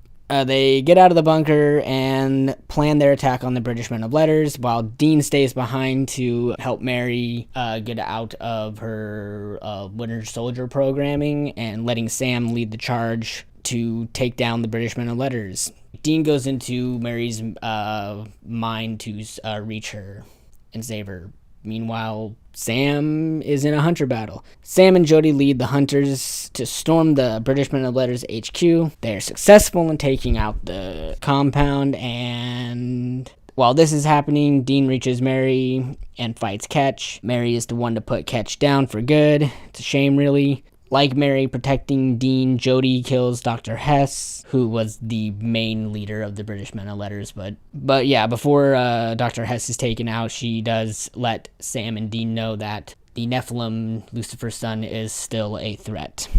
So back when Sam and Dean thought that they cast Lucy out of the President, well, it turns out Crowley found Lucy's original vessel, Nick, and turned it into a cage similar to the one that Chuck did, only its power is connected to Crowley, so Crowley can control Lucy. Eventually, Lucy reaches out to Dagon, a prince of hell, to go and look after Kelly, which Kelly accepts because the angels are trying to kill her because the child that she's carrying is a Nephilim, and, frowned upon. So the angels are trying to kill her son, and her son's going to be named Jack, so let's just go ahead and start calling him Jack. Cass becomes his stepdad. The angels eventually try to recruit Cass to hunt down Kelly, but when he does, he decides to take her to the gates of heaven instead of killing her, because if I didn't mention, Kelly did try to kill herself, but is unsuccessful because Jack heals her and stuff, and this, guides Kelly to kind of trust Jack and follow his lead more. When Cass and Kelly get to the gates of heaven, Sam and Dean show up with the cult because Dagon is waiting for them, and they get into a fight. Dagon destroys the cult. But yeah, Kelly touches Cass eventually, and Cass sort of is connected to Jack for a second, and Cass sees Jack for what he is and becomes a follower and swears to protect him and becomes his stepdad. Cass eventually takes Kelly to a cabin. Jack will do baby things like causing a rift that will show up outside. Cass will touch the rift and transfers him into a whole nother world. It's like an alternate world to ours. Sam and Dean show up after the British Men of Letters battle. Lucy gets out, fakes kills Crowley and Rowena, but Lucy tracks down his son, and they all show up at the cabin, and then they all have a big showdown, which leads Crowley to sacrificing himself to trap Lucifer in the alternate universe, which does work. But Mary gets trapped there, and also Lucy kills Cass just before the rift closes. Also, there's Bobby 2.0 in that world. Dean is in shock that his mom and Cass are both gone, while Sam runs into the house to find Kelly's body, but not a baby, but a teenager with glowing yellowish orange eyes, and yeah, that's how Jack is born.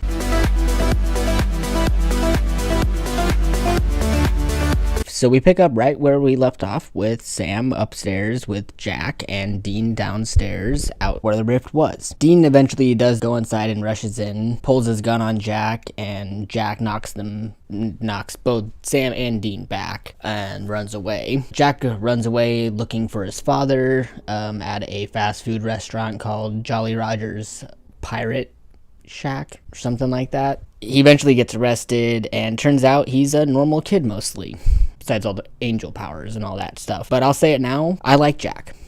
I'm not sure what the whole fandom's opinion of him are, but I like him. Jack's definitely a interesting element added to the show. Sam and Dean catch up to Jack and fight another angel who's been tracking Jack or something like that. While Sam is open to Jack, Dean just lost his best friend and is kind of still mad at Jack, so Dean's not too open to the idea of Jack being around. But either way, they do take Jack in. Let's talk about Asmodeus really quick. So with Lucy trapped in Apocalypse World, a Prince of Hell takes the throne now that Crowley is dead. This would be one of the many times that they tried to replace Crowley's King of Hell, sort of. This won't be the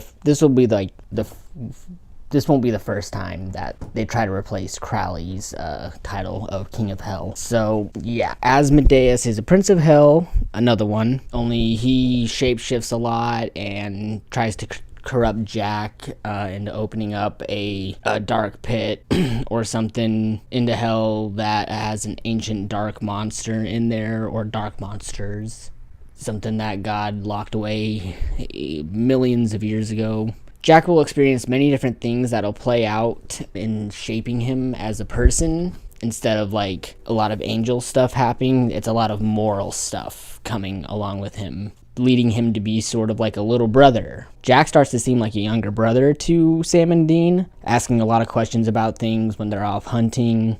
Sam being the nicer older brother, he's more patient and willing to include Jack into things and sort of show him the ropes. So that's nice to see. But on the other hand, we do have Dean being Dean.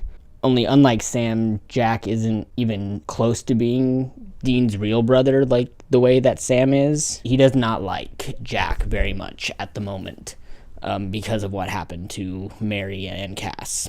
It'll cause Dean to go out on hunts by himself, like in an episode where Sam gets a tip on a hunt and he passes it on to Jody because Sam wants to focus on Jack, but the case involves Missouri. I need to talk about what I'm in right now. She's like a psychic who shows up in season 1 episode whatever titled Home. But yeah, more about her in just a little bit.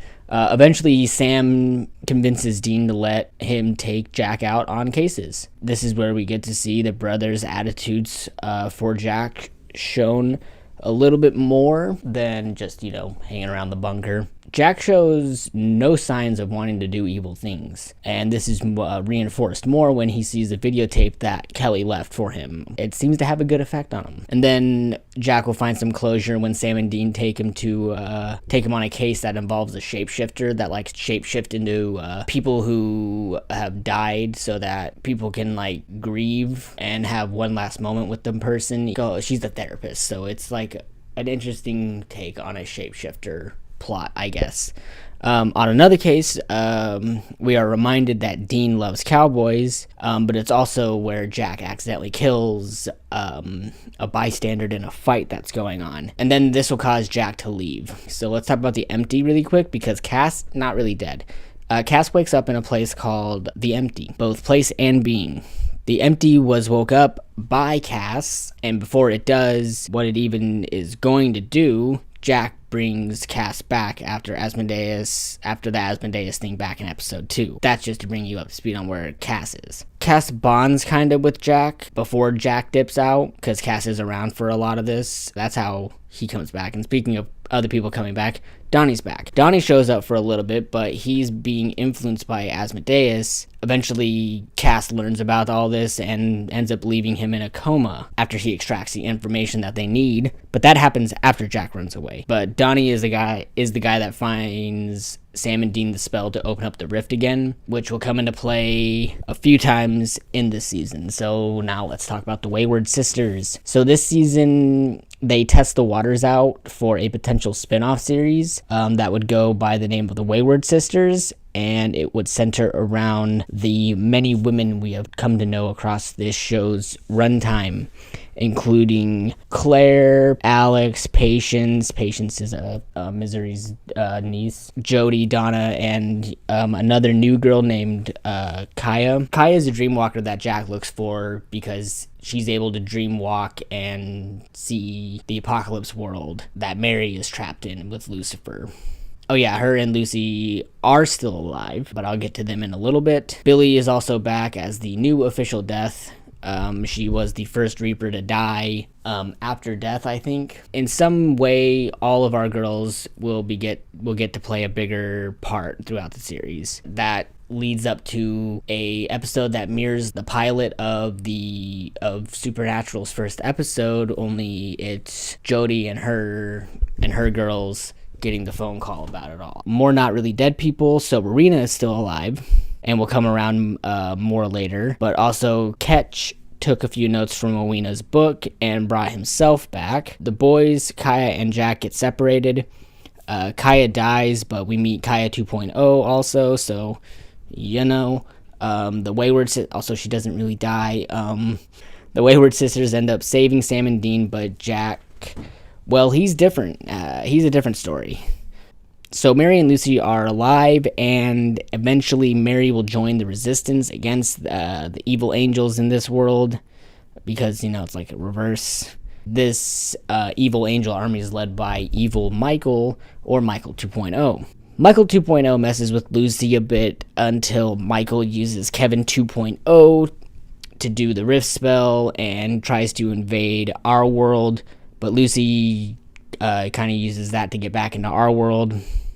But when Jack gets teleported to the apocalypse world, he meets Mary and they fight alongside each other in the resistance. After that, Archangel Grace becomes the main issue with opening another rift for Sam and Dean. There's another side mission in this world, but before we get to that, we gotta talk about Gabriel, because Gabriel's back. So the same Gabriel that Lucy killed back in season 5, I believe it was season 5. Turns out that Loki, Norse god. Norse god. I watched Thor. How do I not know that? All I'm trying to say is that Gabriel's alive for many convoluted reasons, but, who cares? Gabriel's cool. But we learned that Loki sold Gabriel to Asmodeus. Eventually, Ketch, who's been working with Asmodeus a little bit, frees Gabriel also when he escapes. Then they have to, get Gabriel's strength back. I don't know. Why was that so hard? Anyways. Heaven takes in Lucy, and we learn that Heaven is dying because how little angels there are left. So they let Lucy take over for a little bit, and because he promises that he'll help him make more angels, since, you know, Archangel, more powerful and all that stuff. But Lucy just wants to find his son, and eventually he leaves heaven to go and search for his son by himself, but he ends up just getting captured by Sam and Dean. They use him because Gabriel's grace isn't strong enough to keep the rift open very long, or longer than 5 minutes. So they use Lucy, since Lucy is at full power pretty much. Oh, and no, Naomi's still alive, but we'll see if I even bring her up again. Like I said, Gabriel's grace isn't as strong because Sam and Dean try to use it to save Mary and Jack, and it doesn't work very much, but eventually they do get the grace to get over there, and then Dean and Ketch are going to be the ones that go over. While they're over there, Dean and Ketch will meet and save Charlie 2.0, and Dean will go back because they're running out of time, and Ketch will stay behind because he feels like, you know, he did bad things and he needs to stay behind. Jack and Mary's time in war feels like Rob and Kat's roles in Game of Thrones, which this show does mention a lot, by the way. But it also makes them really believe in the fight and leads the resistance survivors to agree to go to the other world to buy more time before taking down Michael 2.0 and taking back their world. Also, Lucy is able to break free from Rowena, who has been watching him, while Sam and Dean and all of them are over in the world. There's many times that they go into this rift, not all together at times, but at this time, I think I'm about to get to the end of this season, so this is when Sam, Dean, and all of them are in there. So Lucy breaks free and gets in there, so the others have like a head start. That leads to like fake outs with Sam dying and then Lucy bringing him back, which I think is pretty cool. But I think I'm getting ahead of myself. Lucy wants to get to his son to kind of like trick and manipulate him into, you know, following him, but yada yada yada. A lot of interesting conversations happen that are pretty interesting to think about, just the way that how Lucifer would raise his son, and are we to believe that he would raise him to be just like him? Also, is Lucifer really that bad of a guy? Another question that the show brings up a lot of the times. The final trick. So right before the rest of the survivors get out, Michael ambushes them, and Gabriel sacrifices himself to kill Michael for real this time. And right before Lucy tries to goes through the rift, Sam stops him, and this leads to Lucy and Michael fighting. With all the Apocalypse World people in the bunker now, they're actually able to put together a good operation that is able to go and hunt sort of proficiently until Lucy and Michael show up, and Lucy kills a girl named Maggie. She'll come up again, and he'll end up bringing her back to try and please Jack and manipulate him. It doesn't really work. Eventually, Lucifer steals his son's grace and then teleports him away. It'll cause Dean to go to his last resort and accept Michael 2.0, who has been helping Lucy, to say yes to him and let Michael 2.0 take over Dean's body and wield him as the Michael sword again. Michael does take over Dean at the end. They do kill Lucifer for good this time, besides one more time, but yeah, he's officially done this time. Jack just doesn't have his grace. Dean is also taken over and betrayed by Michael and steals Dean's body. Before we end this season does have Scooby Natural, and it's a perfect episode. Sam, Dean, and Cass get sucked into an episode of Scooby-Doo, and it's from Scooby-Doo, Where Are You?, the episode called Night of Fright is No Delight, and it's perfect. I would talk about it more, but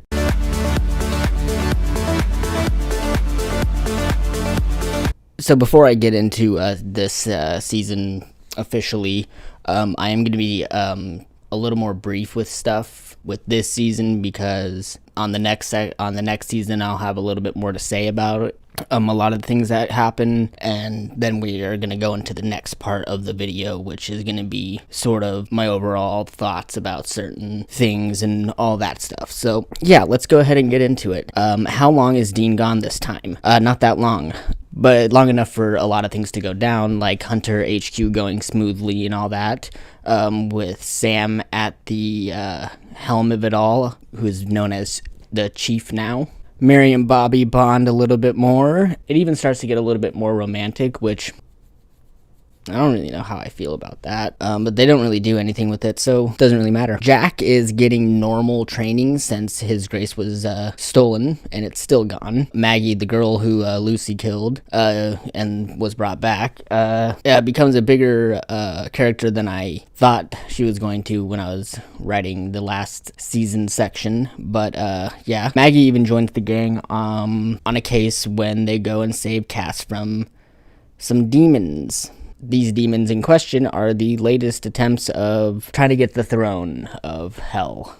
And, well, I don't need to explain how that goes. Anyways, Michael has Dean buried down deep inside of his mind while he goes and gives his grace to monsters like vampires, werewolves, jinn, etc. All kinds of monsters that we've seen throughout the show, which is going to be a common thing. I think at this point in the show, it has its gallery of monsters and stuff that are the kind of go-tos for just simple, normal hunts. Like, if the episode's going to be centered around something much bigger than, like, say, a monster of the week sort of thing, then they'll just go with, like, a normal sort of pest kind of invasion type of thing. Michael also goes to Joe. Joe was an angel that wasn't in heaven, but Lucy went to, and she kind of like ended up simping for him and staying by his side and like believing in him until, you know, Lucy lets her down. So, and eventually Dean will show up without Michael. Michael's gone, and he'll have a scar on his shoulder from the spear, which can hurt Michael.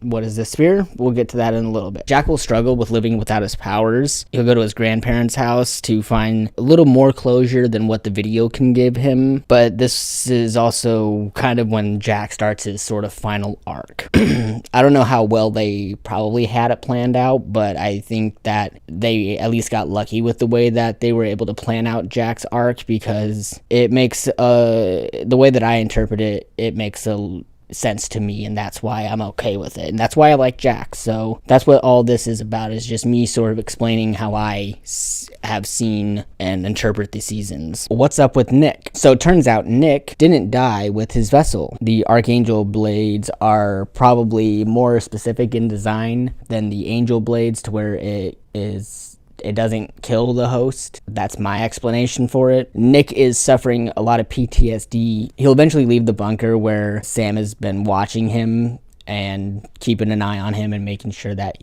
you know, he's good and not gonna be, you know, definitely not going off to go find who killed his family, and he's definitely not gonna go and start killing people who, you know, had an involvement in some form or fashion with his family's case.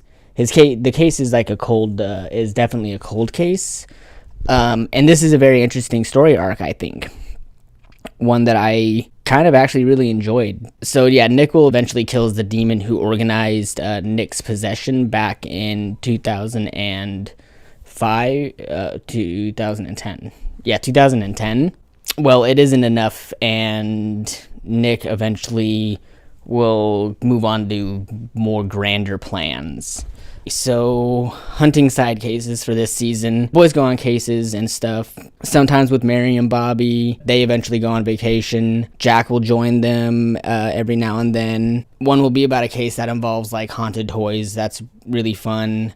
But then Jack gets sick, and Cass makes a deal. So Jack gets sick, and eventually it leads to him dying and going to heaven, where he'll get to be with his mother for a little bit, and eventually the Empty starts to invade heaven because the Empty thinks that Jack belongs to them. Cass will go to heaven to try and save Jack, and in order to stop the Empty from tearing the place up and taking Jack with him, the Empty makes a deal that whenever there's a time that Cass is truly happy, that's when the Empty will come for him, because Cass has sort of been living a miserable life. I mean, it's not the greatest thing in the world. It's not the most fulfilling prophecy at the end of things. I'll get into when I'm talking about the characters later on. Lily Sunder, yeah, I'm pretty sure that's what that says.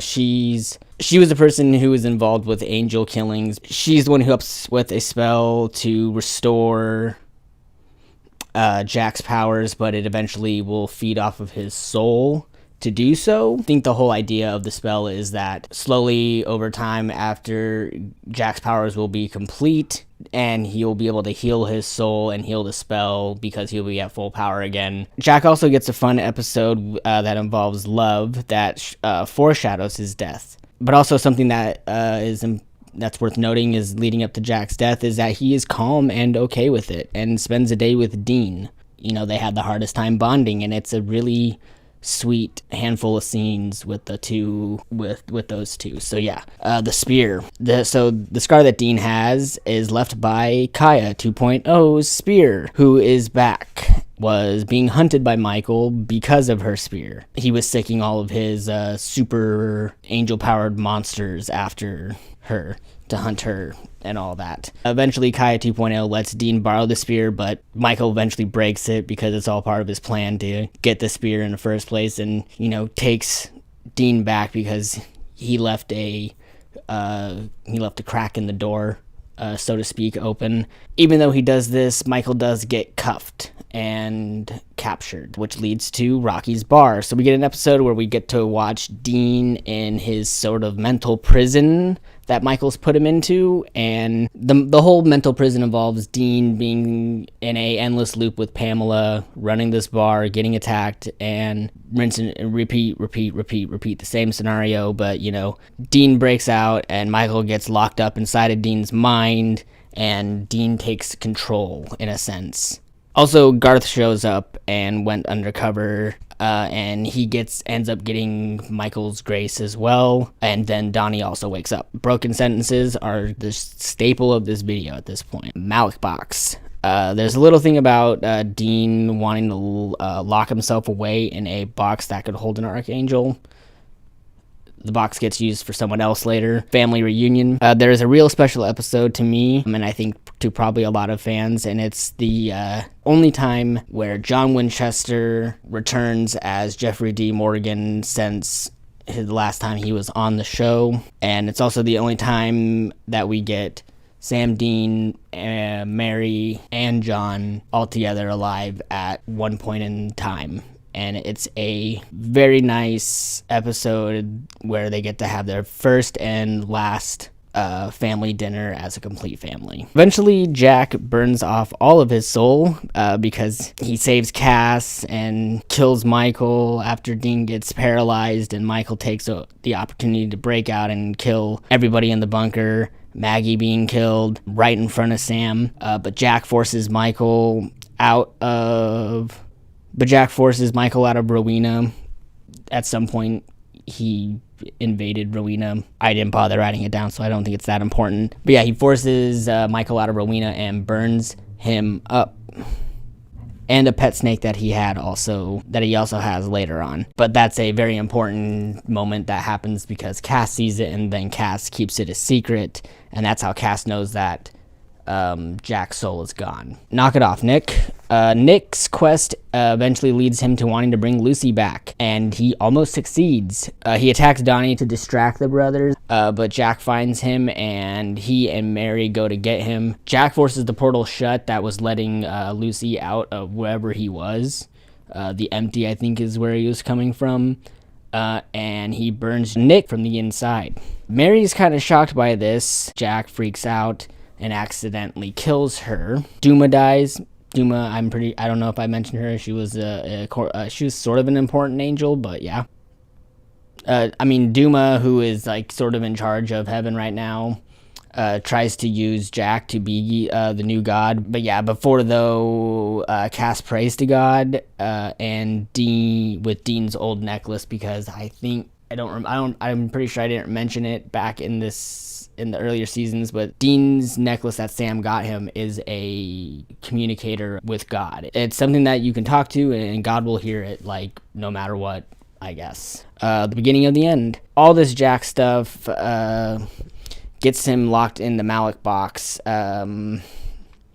where Jack then breaks out. Then, after that, Jack tells the entire world to tell the truth. This causes Chuck to show up, because that's kind of starts like just like in one scenario, it starts a whole office building to break out in a riot. Just think about what else it's doing. It's kind of like a end of the world scenario in the weirdest sense. So yeah, Chuck shows up to try and put a stop to it. Chuck shows up, but he's acting a little bit different than he is usually acting. He seems like he's a little afraid, and like he's also caught up in the plot that's going on.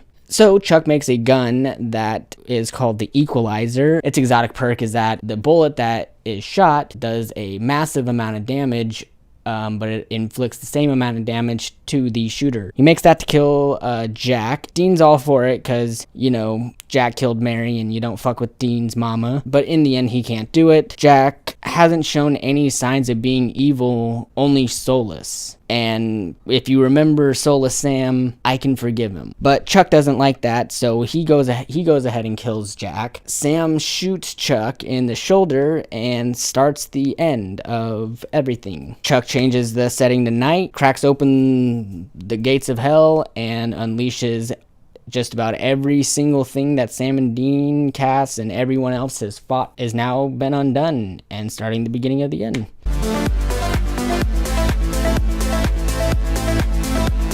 So Sam, Dean, and Cass will carry Jack's body to a crypt where a demon named Belphegor, or Bell for short, will do a spell that gets them all out of the crypt safely.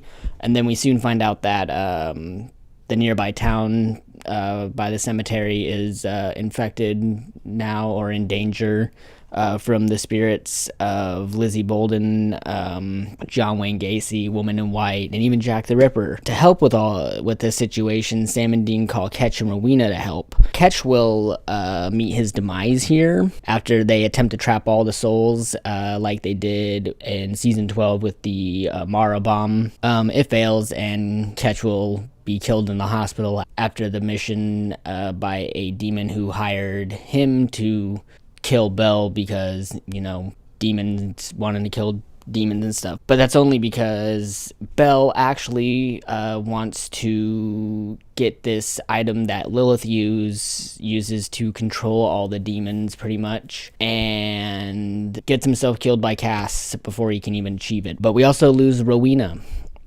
She sucks in all the souls into her body, and then jumps into the crack of hell, and as she dies with her final breath, the spell completes and seals the crack shut. But it's not that bad because for reasons later I'll explain. Sam is the one to kill Rowena because if I did mention it a season or two ago, one of Death's books involving Rowena's death book ended with Sam killing her, and so it's just kind of like a way of fulfilling what was set up before. Sam, Dean, and Cass get back to the bunker, and Dean and Cass have an argument, and Cass moves on.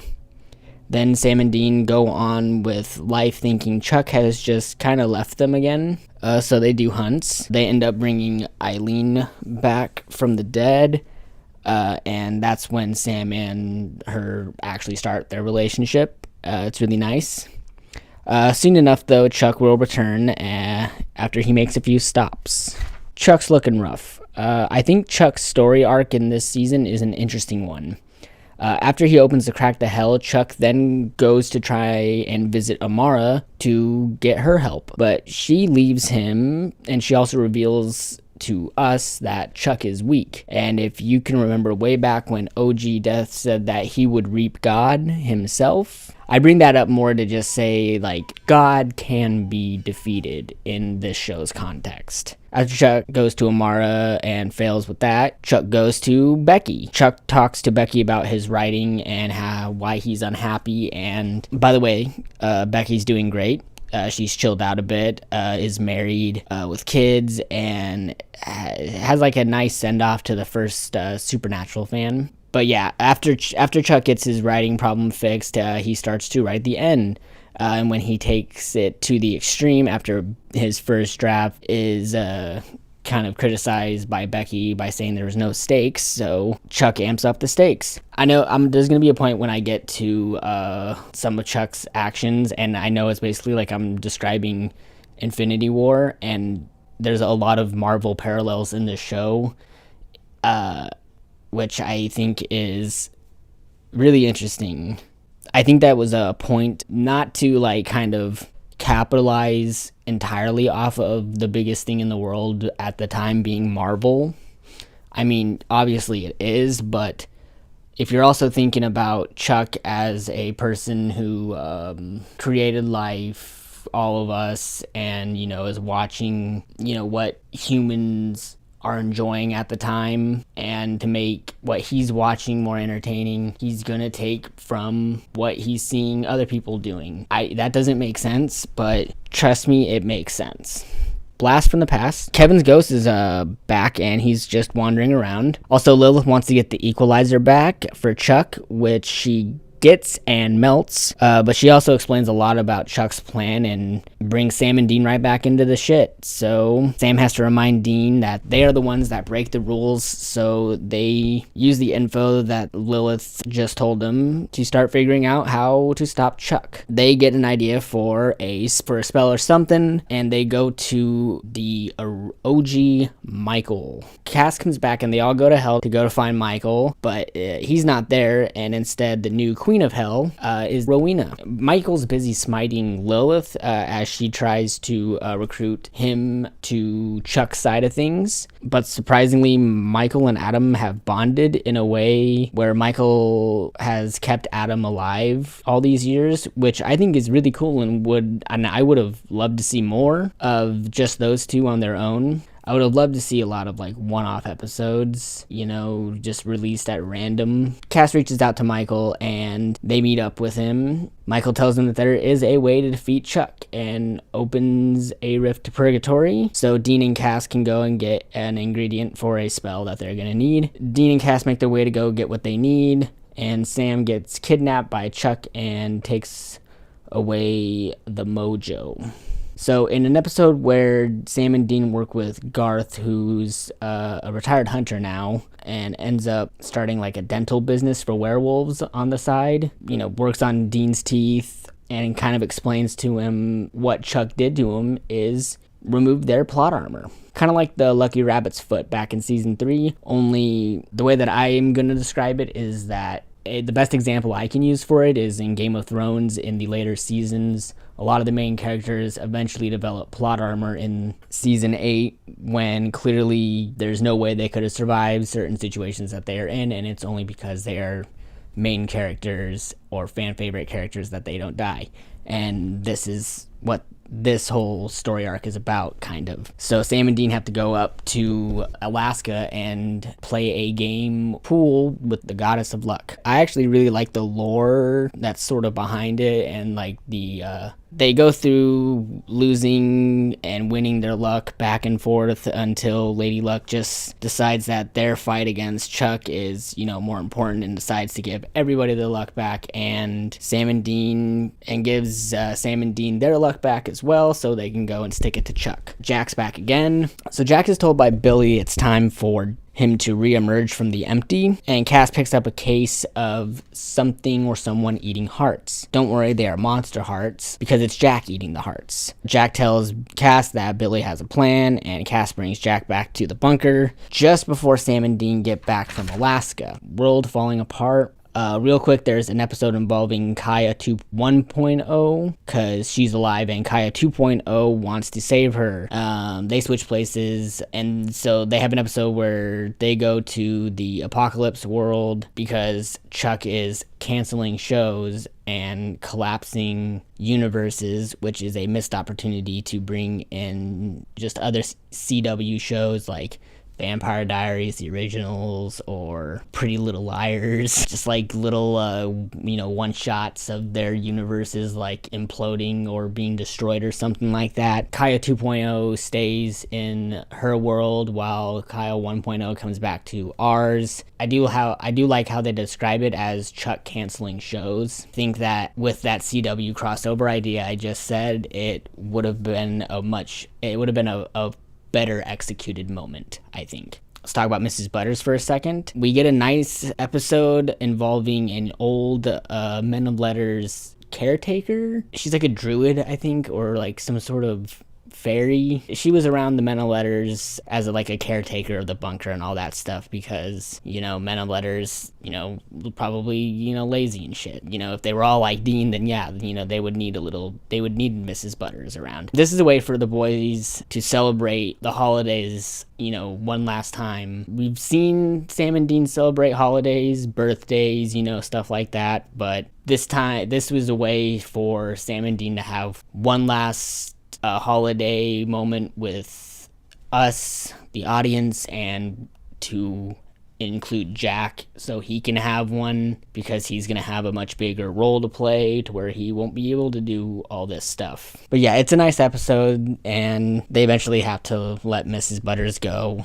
But yeah, consuming the darkness, Sam and Dean are still trying to track down Amara and convince her to help. They eventually do track her down, and they do set up a trap to get Chuck, but it goes sideways, of course, and Chuck ends up consuming Amara, and then Billy reveals that she wants to undo everything Sam and Dean did when she takes over, or Jack takes over Chuck's job. While Billy's explaining all this stuff, Jack is getting overcharged because they were doing a spell when they trapped Chuck. So he's ready to blow, but Billy sends Jack to the Empty, which pisses the Empty off. Sam and Dean then focus on getting Billy's book on Chuck, and are successful in stopping Billy, but only because Cass sacrifices himself to the Empty because he is truly happy after he confesses his love to Dean, which I think is important and overlooked. So Chuck starts to slowly get rid of things like I was saying before, and then he kind of skips it and just snaps everybody out of existence except for Sam, Dean, and Jack, because yeah, he's still alive, but he lost all of his power. Or did he? We see time pass on as Sam and Dean and Jack adjust to the new world. They eventually try to surrender to Chuck, but Chuck kind of just enjoys watching them suffer in an empty world. So Jack starts to sense presence. At first, it's a dog that surprisingly Dean takes a liking to this time, and Dean's just happy to find something that Chuck might have missed. But Chuck eventually does get the dog to either just fuck with Sam and Dean, or Chuck did miss the dog. But that also leads to them kind of being surprised when Michael shows up and offers his help, which Sam and Dean accept. Back at the bunker, while planning, Dean gets a call from Cass. Haha, just kidding. It's Lucifer. But Lucy's just tricking them to get a Reaper to read God's book, which she does, and then, tries to leave with the book. Michael kills Lucy again, but not before Lucy calls Mikey a cuck, tipping the boys off to something. Sam, Dean, Michael go to face off with Chuck, and it's revealed that Mikey's been working with Chuck all along. Now that Chuck's got called out for that, he wants to just do a full reset, and so he kills Michael and Adam, I assume, as well. But instead of just snapping Sam and Dean dead, we get a great scene of Sam and Dean getting, beaten the fuck up and just always getting back up like we've seen them do for the past, 14 years. There's a lot of emotion in the scene, and it's great to see Sam and Dean help themselves get back up with smiles on their faces. So before Chuck can finish off Sam and Dean, Jack shows up and it turns out Jack has just been absorbing all kinds of power, including Michael and Lucifer's power, and also all the angel power that they were throwing out when they were fighting, and everything that was magical going on, he's been absorbing. It juices him up enough to take Chuck's power away from him, leaving him powerless. Sam and Dean just leave him to grow old and die, while Jack will use all of his experience of being a superpowered archangel Nephilim and being just a human to sort of reshape the world in a new and more better way than Chuck originally did. But of course he sets everything that Chuck did before right, but he heads off to be hands off because he doesn't want any of this stuff happening again. Sam and Dean say goodbye to Jack and return to the bunker to finally live free. Sam and Dean say goodbye to Jack and return to the bunker to finally live a free life. So Sam and Dean live their lives, who knows how long they get to do so, but we check in with them, see that they're still hunting and enjoying their lives. When we check in on them, they are going to a pie festival, which is kind of fitting. It's almost like a day off for them in a way. The episode itself is strange for a season finale in the terms of not ending on like this grand scope like they did with the last episode, but they bring it back to the roots of what the show was, founded on and started off of, which I think is I think it's a nice way to wrap up the show with sort of more of what it started off to be, only we get a conclusion to it. So yeah, we even get to see them bring out their dad's journal, which we haven't seen for who knows how long. They bring out the journal to go hunt some vampires, but on this hunt, Dean is impaled by a spike, or a rebarb, something sticking out of a wall or a post in the barn that they are fighting. One of the vampires is like a vampire from way earlier in the show. But yeah, so Dean's wounded and not wanting, shit to start up again because Sam and Dean breaking the rules is kind of what set off their life in this direction that it's gone down for 15 years pretty much, when they were able to start meddling and stuff like this. And Dean wants Sammy to let him go, so Sam does. It's a long scene and it kind of gets me every time. Jared and Jensen, you've seen them on screen. For me, I've seen them on screen for 15 years playing these characters, and seeing, them just getting to sit there and talk and find peace in it in some way, even though Sam kind of doesn't, but finding peace to let him go and to carry on, that's nice for me. Sam gives Dean his hunter's funeral with Miracle, the dog that they found in the last episode, lives on his life hunting, and it leaves a lot of it open for interpretation, I think. Seeing as this is such a long running show, there's a lot of characters and a lot of certain things that people wanted something to happen, with certain characters, certain plots. They keep it very, very open-ended. For example, when it comes to who Sam ends up marrying and having his son with, Dean the second. I like to believe that it's Eileen, but maybe it's Amelia. I don't know. And while Sam is living, Dean gets to the new heaven that's Jack has established. He gets to have a beer with Bobby and has a talk with Bobby. Bobby explains that heaven isn't like boarded off into like separate rooms and stuff for, personalized hell. I did it again. Instead of being like its own personalized heaven, like, every Super Mario 64 cartridge or whatever, it's like just moving on to the next life pretty much. Everybody that has moved on is there, his parents, all the people he's lost. He shows up, he's talking with Bobby outside of the roadhouse, so Joe, Ellen, Ash, they're all there. And it's a nice scene. Dean also gets to take Baby on a drive and listen to Carry On My Wayward Son for the first time in the show that the song is played, apart from the series finale wrap-up, the story so far. Come on, Sam, think. And it's really cool.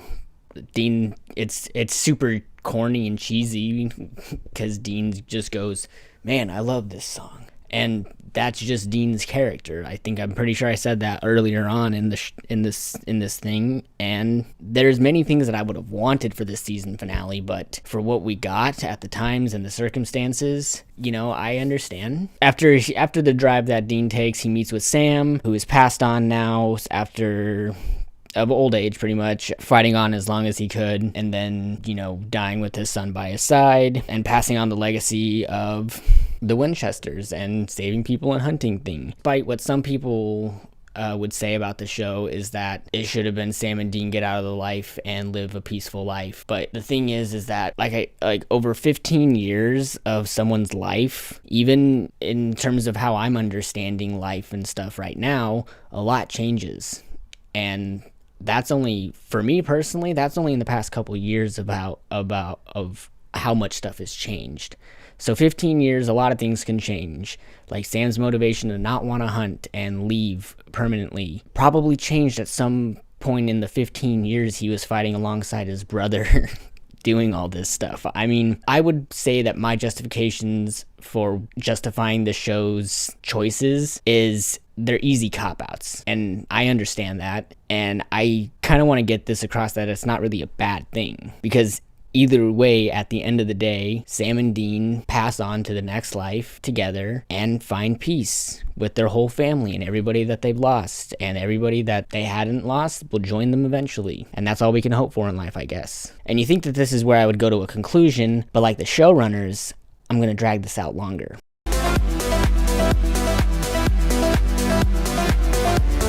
Yeah, welcome to part 2. I was going to originally talk about a lot of characters individually. I don't have that much to say about a lot of the regular characters that show up, and if I do, then I will bring them up here, but I'm not going to end up talking about a lot of these characters, at least not as in depth.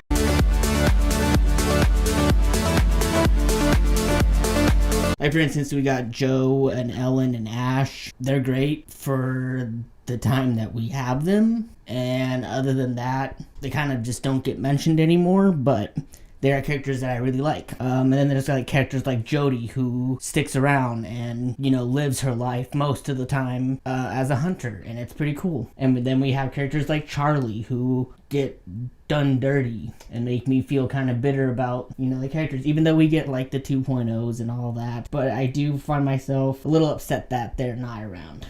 I got Steph saying, just got done editing 3 hours of myself saying, Benny, great character. Kevin and Donnie, like them for what they are. For the most part, all the villains I don't really have a problem with. Standouts for me are Azazel and Meg, of course. Amara. The only one that I really just don't like, Dick Roman. Because if you go and look up Leviathans right now in the Bible, they're way cooler. The British Men of Letters are also, the only interesting thing about them is like the only people that they like have a main fight with that isn't like really supernatural empowered people. It's just like people shoot guns at each other. A villain that I will talk about a little bit is Chuck. I like that Chuck was the final villain. I like how they defeated him. God is written in the Bible. He, especially in the Old Testament, he is very, God-fearing is a term. The Old Testament God is why. I like to look at it as not exactly the God from Christianity, what he sort of became to a lot of people, and not just Christianity as religion, like God in any sense of the form, has led to a lot of bad things and things that needed to be changed. And I think that's what I think this does well, is that they show that Jack can be that change. Yeah, because I don't know how other people feel about Chuck, but I'm fine with him. John and Mary. I was going to talk a lot about how it could be viewed as not a very healthy relationship and pretty much abusive. That John was sort of an abusive father in a sense because of the way that he raised them. But if this was the life that they were going to be living, I would kind of want to know what to do, and I can't speak for myself at that age when it started, but, I'd probably end up appreciating it along down the road. Kind of probably how Dean feels about it. I like John and Mary as a character. I always got excited when, they were mentioned in the later seasons, or they would go back in time and deal with the younger versions of them. And like this new spin-off show that's supposed to be happening has me interested because we get to see how John and Mary grew up. Love Lucifer, fantastic character, even if they dragged him out way too long. Same goes for Rowena, only she wasn't really dragged out very long, so weird transition, but Rowena is a great character, a fantastic addition, and I like that she became the Queen of Hell, because she was also in a way that kind of Jack was influenced by Sam and Dean and Cass and all them. So was Rowena, and I would like to think that she took away a lot of the good things about it. Crowley is one of my favorite characters, and Mark Sheppard, I think, played the character very well in the sense of actually playing the character and knowing when to leave. When Mark Sheppard chose to leave the show, I think it was probably the perfect time. I mean, what else can you do with Crowley's character? So yeah. I'm totally fine with Jack being the new god, the new whatever. In my breakdown, I'm sure I mentioned enough that I like his process. You know, hopefully I laid out that he experienced a lot of life and a lot of how humans handle things. That's going to have a bigger influence on the people who sort of, he created, or, his grandfather created, treating them well, and being a more forgiving God than Chuck was, who, instead of just, running off and forgetting about them. Right now, we're going to get into my top 5 characters.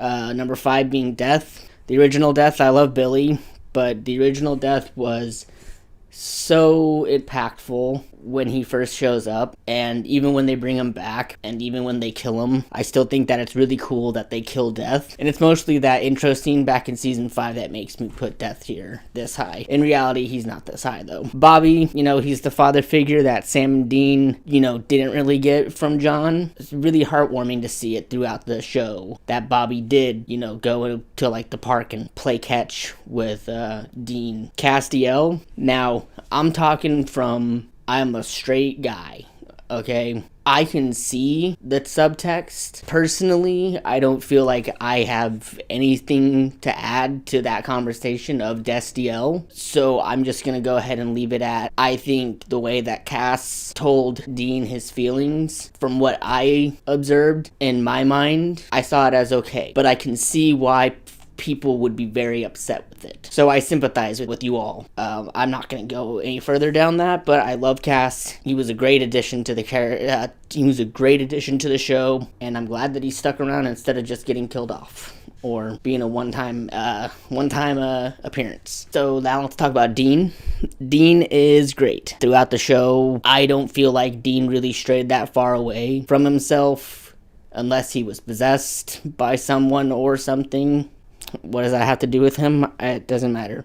I guess I'm going to talk about him being the one that dies. Jensen has made peace with it. Eric Kripke loved it. Me, I predicted that both of them were going to die, but, half is half.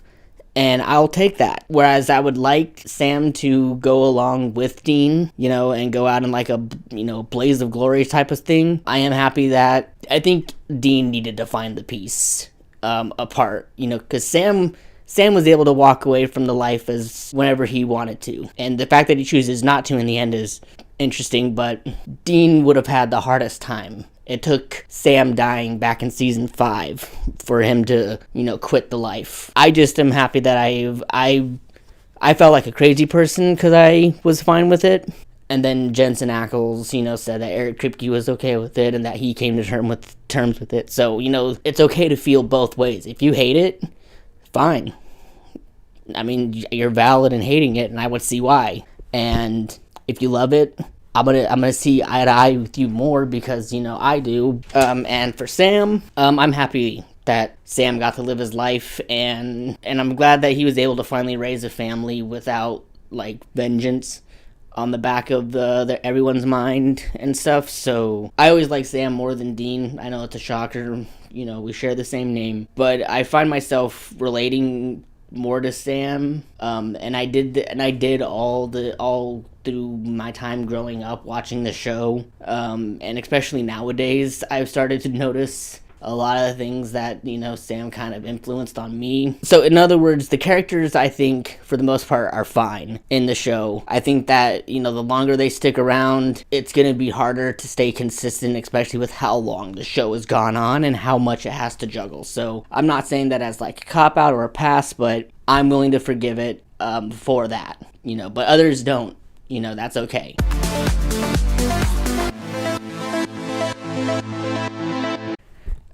So the themes of the show, I think, are pretty cool.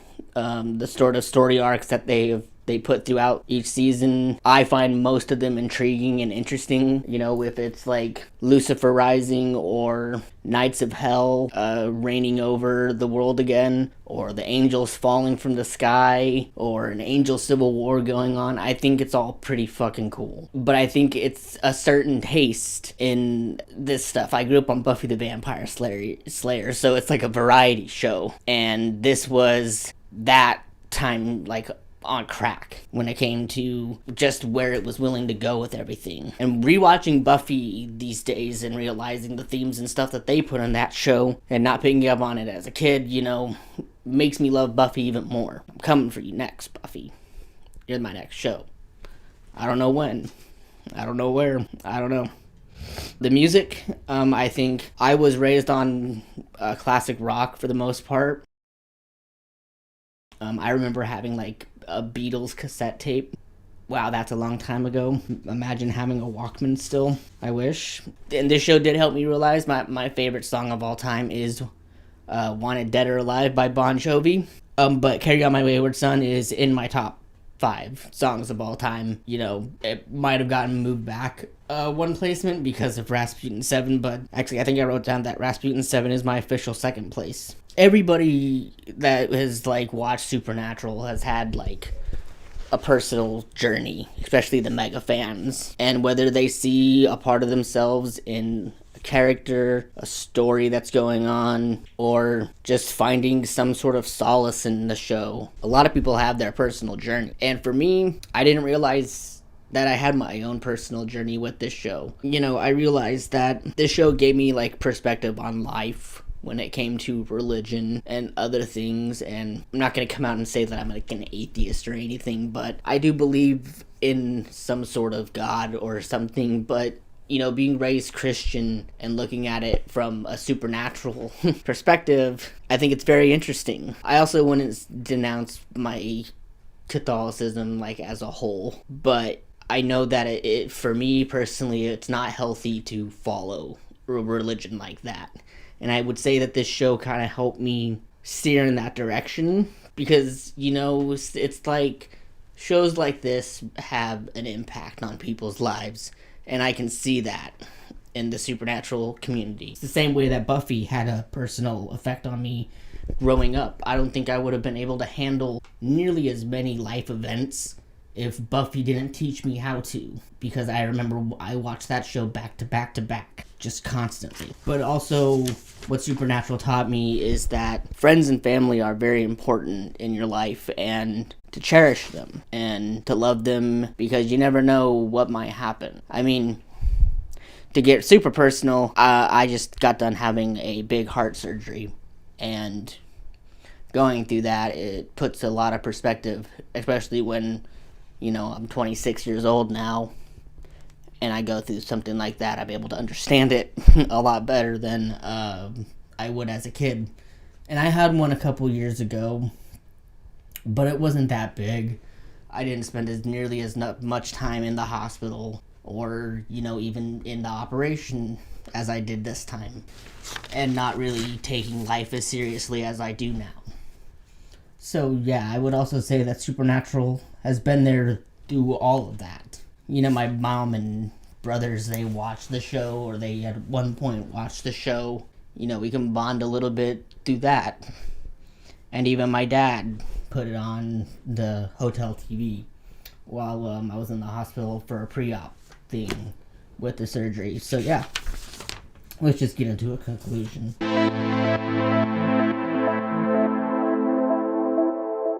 I think I can officially say that I definitely like this show with a bias, and my goal with this video is to,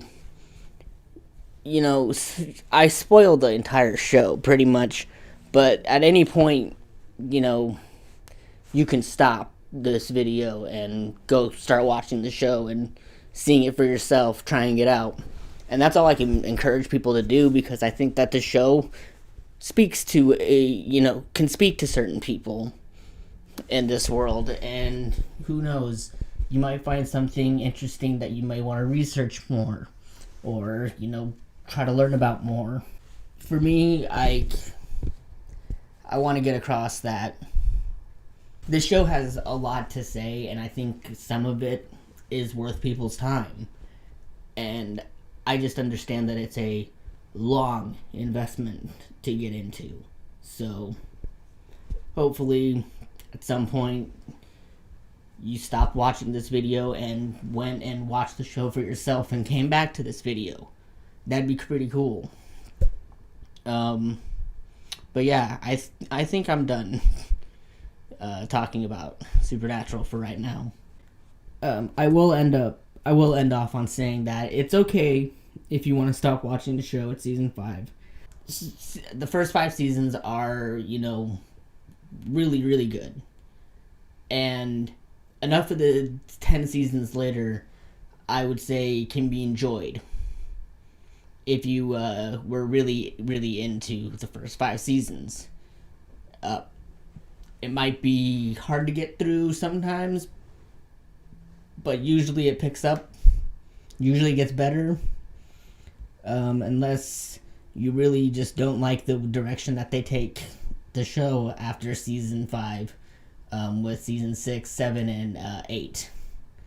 I think those are the 3 seasons that establish the rest of the show. So yeah, I'm gonna leave it at that. Thank you for watching this video. I don't think I can say that enough. It was very long, and it's getting longer the more I drag this out. So just thank you for watching. I don't know when I will make another video, but hey, maybe I'll start a Patreon. If there's a Patreon link down there,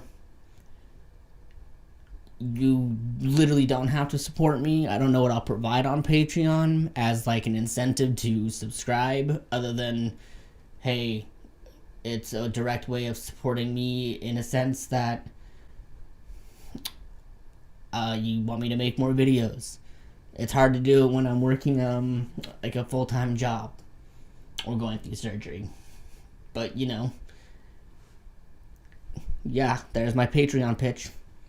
Thank you for watching. I'm gonna go jump off of I'm